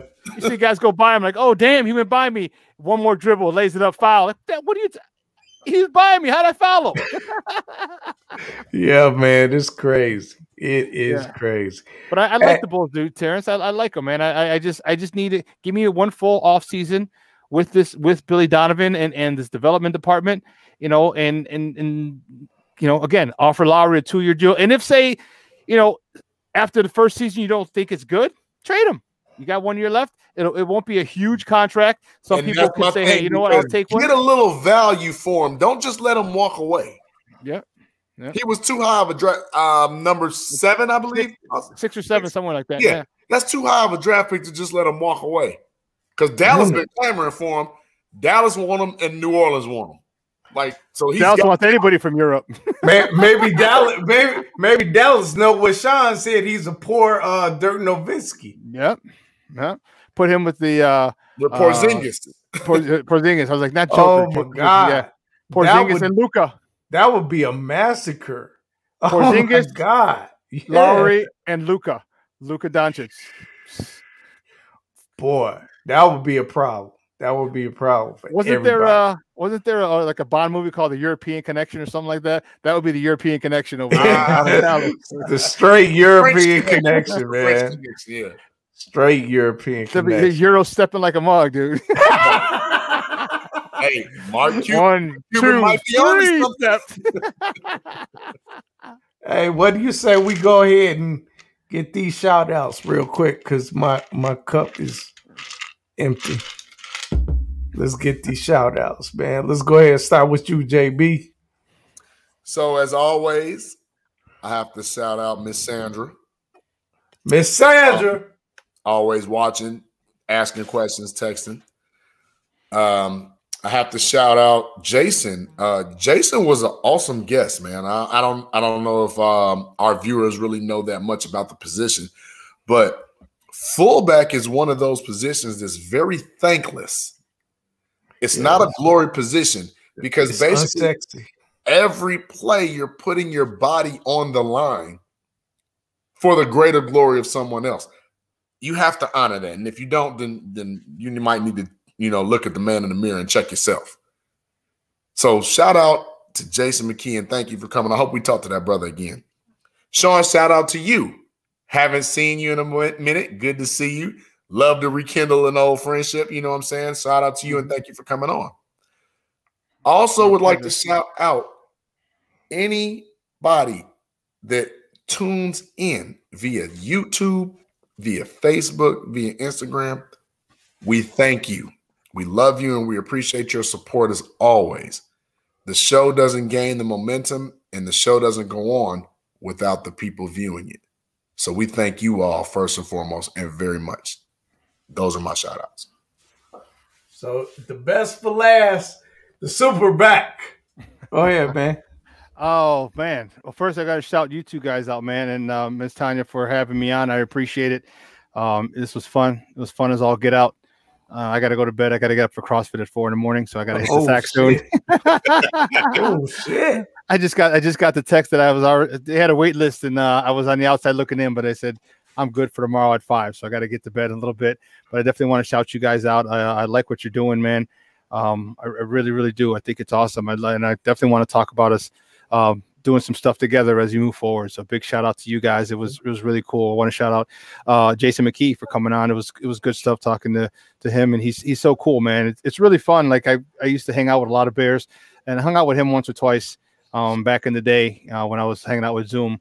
But they're just cool people, man. Good people. I want to send a shout out to some of my people who are watching me on, who followed me over here tonight to watch it. I hope they subscribe to your YouTube channel and like you on Facebook, because that's what it's about, man. It's we each have our own followings, but if we come together, just think of how powerful we can be, and that's one of the things that I want to do over here at Sports Zone Chicago is get a lot of talented people, and build our numbers that way, because you're talented over there, we're talented at what we do. What's Up Cuz is talented. Our other one of our other shows, the Smoke Fellas are talented. We get everybody together, man. It could be a movement. And so I want to thank all the people who came over, to check me out on this platform. And like I said, and hopefully you have some new followers, because I like what you guys do. You guys keep it real, and that's important, and that's why my fans love my show. We keep it real. I don't pull any punches. You saw me get a little fired up today. Yeah. You know what I mean? And people like that. They like real. And that's why I know you guys have a following, because you keep it real too. And they don't want any bullshit. They don't want any fluff. They don't want any political correctness. They want to keep it real because you talk like you're talking at a bar, at a barbershop, or in the basement with your boys. And that's what they respect. So shout out to all my people who followed me over here to watch me tonight. And, again, thank you guys for having me on. It's good stuff. Appreciate you coming over here, man. So my shouts real quick. Of course, Jason McKee, like JB was saying, that is the unsexy position. So it's kind of thankless. People don't really appreciate it like they should. But a lot of football minds, dudes that watch a lot of football like us, we know the importance of a fullback. Absolutely. I love Matt Forte and I love Thomas Jones. Great guys, great careers. But if there was no Jason McKee, would they have all the prestige in yards that they have. I mean, they were talented, yeah, but Jason Mckee did a lot of blocking for both of those dudes. Mm-hmm. But anyway, enough about that. Jason Mckee, I appreciate him coming out here. I appreciate what he did for the city. I appreciate the insight that he gave everybody. It was great. Good dude. Also, of course, I got to shout out Sean, the Superback. Man, I don't even know what to say. It was great to have you on. Of course, you are like one of the sharpest football minds that recently I've met, and now I know. You have a really sharp football mind, sports mind in general. And I caught a couple shows. You saw me in the chat. And man, I kind of stopped working. I was in my car. And so when you come on at 10 in the morning or 9 in the morning, 10 in the morning, something like that, I'm in my car, I'm working. But shit, I stopped. I stopped so I could listen to you, and you got all fired up talking about the Bulls, and I got fired up too. I'm like, yeah, get rid of Laurie. So I mean, you just have this really sharp mind, man, and you keep it real, like you just said. And I really got excited about that. So shit, I was like, man, I'm gonna keep it real too. So Thanks, man. Yeah, I appreciate it. I pause your shouts real quick? I know we don't do that, but can I do that real quick? Of course you can. Sean, we didn't even ask. Where can we find you, man? Where can we tune in? I'm glad you asked, guys. I got one handle for Facebook, Twitter, Instagram, Snapchat, the Snapper. All one handle right there at the Sean Sierra. Now you can catch us, Sean and Maya, in the morning, Monday, Wednesday, and Friday. So we had a show today, Monday, Wednesday, and Friday, 9 a.m. to noon Central Standard Time on Facebook. Just go to Sean and Maya in the morning. Go to Sports Zone Chicago. We also have an app, a sports app. So if you have wherever you get your apps from, type in Sports Zone Chicago. You can download it and take that with you. Take us with you on a go. You have not only Sean and Maya in the morning, we have 4 other live shows we have throughout the week. 2 we're on tonight, as a matter of fact. And then YouTube. Go to YouTube, type in Sports Zone Chicago, click subscribe, and you can check out all of our live shows in addition to going back and checking them out, checking out past shows. So that's where you can get a hold of me. Very simple. I keep it simple, stupid. Keep at Deshaun Sierra for those platforms, nice and easy. And then Sports Zone Chicago on Facebook, Sports Zone Chicago on Instagram, Sports Zone Shy, because who the hell took Sports Zone Chicago on Twitter? But somebody did. Right. So Sports Zone Shy, CHI on Twitter, and you can we'll be active there and follow us there. We'd appreciate it. You guys come over and like what we do. And absolutely. I just hit you on Facebook, so you'll see our request in the morning. Morgs. You guys know Morgs? hey. Oh, wow. Brandon Morgan. Hey, Lake County Chief Rules.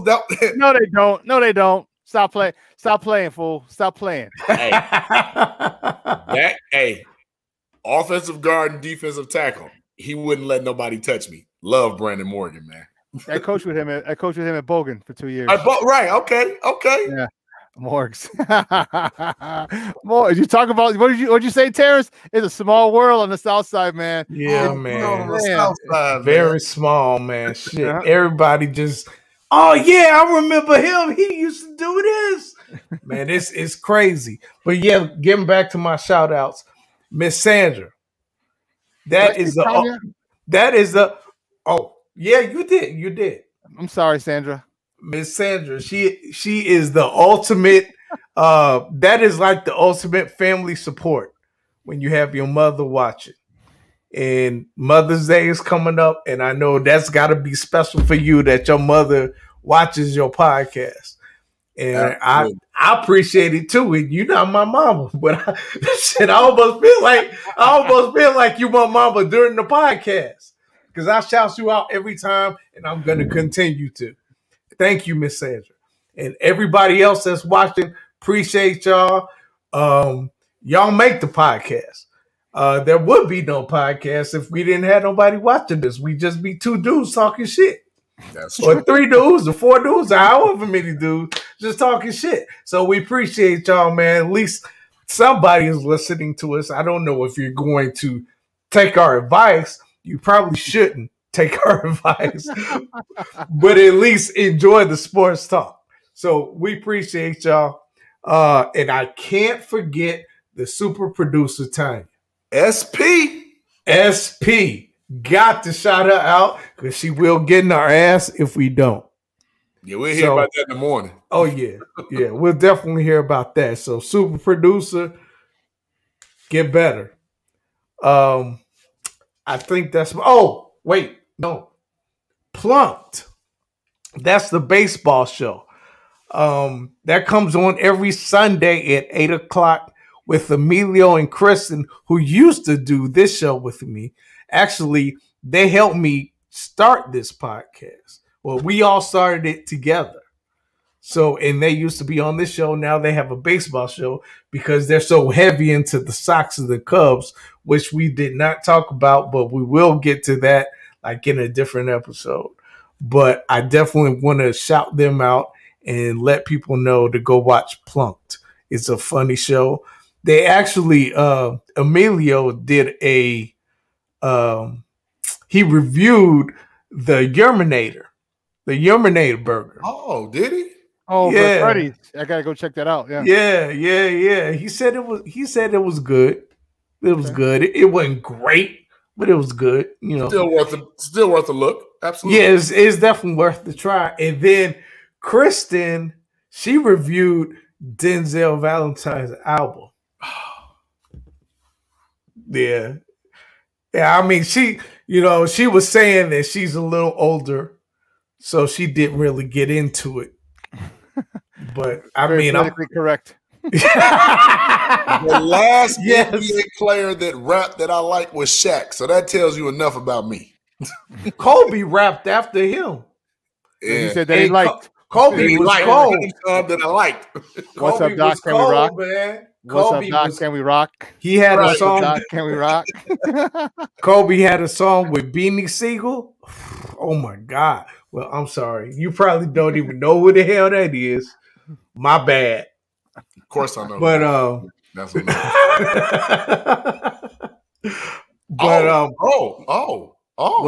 What's up? Phrase that pays. We didn't do that. We did not. We did not. So the phrase that pays today is, what should it be? Jason Mckee. Fullback lives matter. Fullback. I like that. Fullback lives matter. So on the next episode, and we won't be here next week, May 11th. So that following episode, we have Tone Capone from WGCI and Rick Party. You all are old enough to know who Rick Party was or Rick Party is? Yeah. So Rick, 99. Come on, man. I'm probably older than both of y'all. Heck yeah. I'm sure you are. I graduated in 89, dude. You actually listened to Kenny McReynolds Sports. You remember that? Yes, I did. So Rick Party and Tone Capone will be on when I come back on what is that, May 19th? May 18th, May 19th. So we're off next week, and we'll resume in 2 weeks. Right. So if any viewers out there, if you just remember the phrase that I said, if you see me at the after party, which is going to be at Tilly's, our sponsor, if you see me at Tilly's, you tell me the phrase that pays, I'll buy you a drink. That's simple. Or if JB is there, he'll buy you a drink too. Yes, I will. Right. Or if Sean is there, he'll buy you a drink. You got to let me know where Tilly's is at. Well, if Sean come, I'm going to buy Sean a drink anyway. We got to catch up. I forget the address, but I'll shoot it to you. I know it's in Cal City. I remember it's in Cal City. Shout out to Tilly's. I'm sorry I forgot the address. I'll make sure I remember that next time. Shout out to Gavin. Shout out to Sir. Definitely shout out to Gavin. Shout out to Sir. But that about depletes my shout outs. We won't be here May 11th. Remember that. But we might have something on YouTube for you all to watch. We might have something on YouTube. I'm not going to say what that something is because it's a maybe right now. Stay tuned.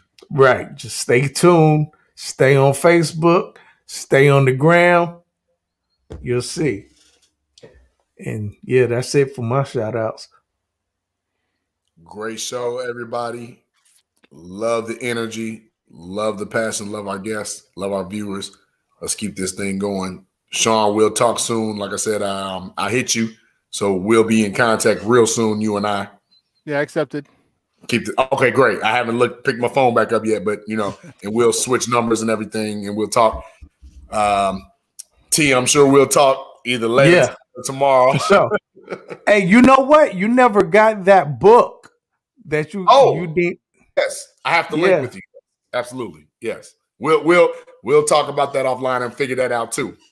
Okay. I know you leave like next Sunday, I think. I leave on this coming up Sunday. Up Sunday, right?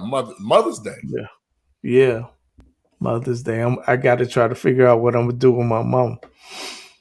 I'm sad, man. I never spent the Mother's Day without my. I never spent the Mother's Day without my mom before. This is gonna be the first one. Yeah, but anyway, I ain't gonna get all sentimental and shit. All right. But yeah, so for my man JB that knows every stat for every team since the 90s, and my man, the superback, Sean Sierra from the Sports Zone Chicago, I am T. Nick, point guard, quarterback, the coolest dude in the room, but I'm the only one in the room. We out. Peace.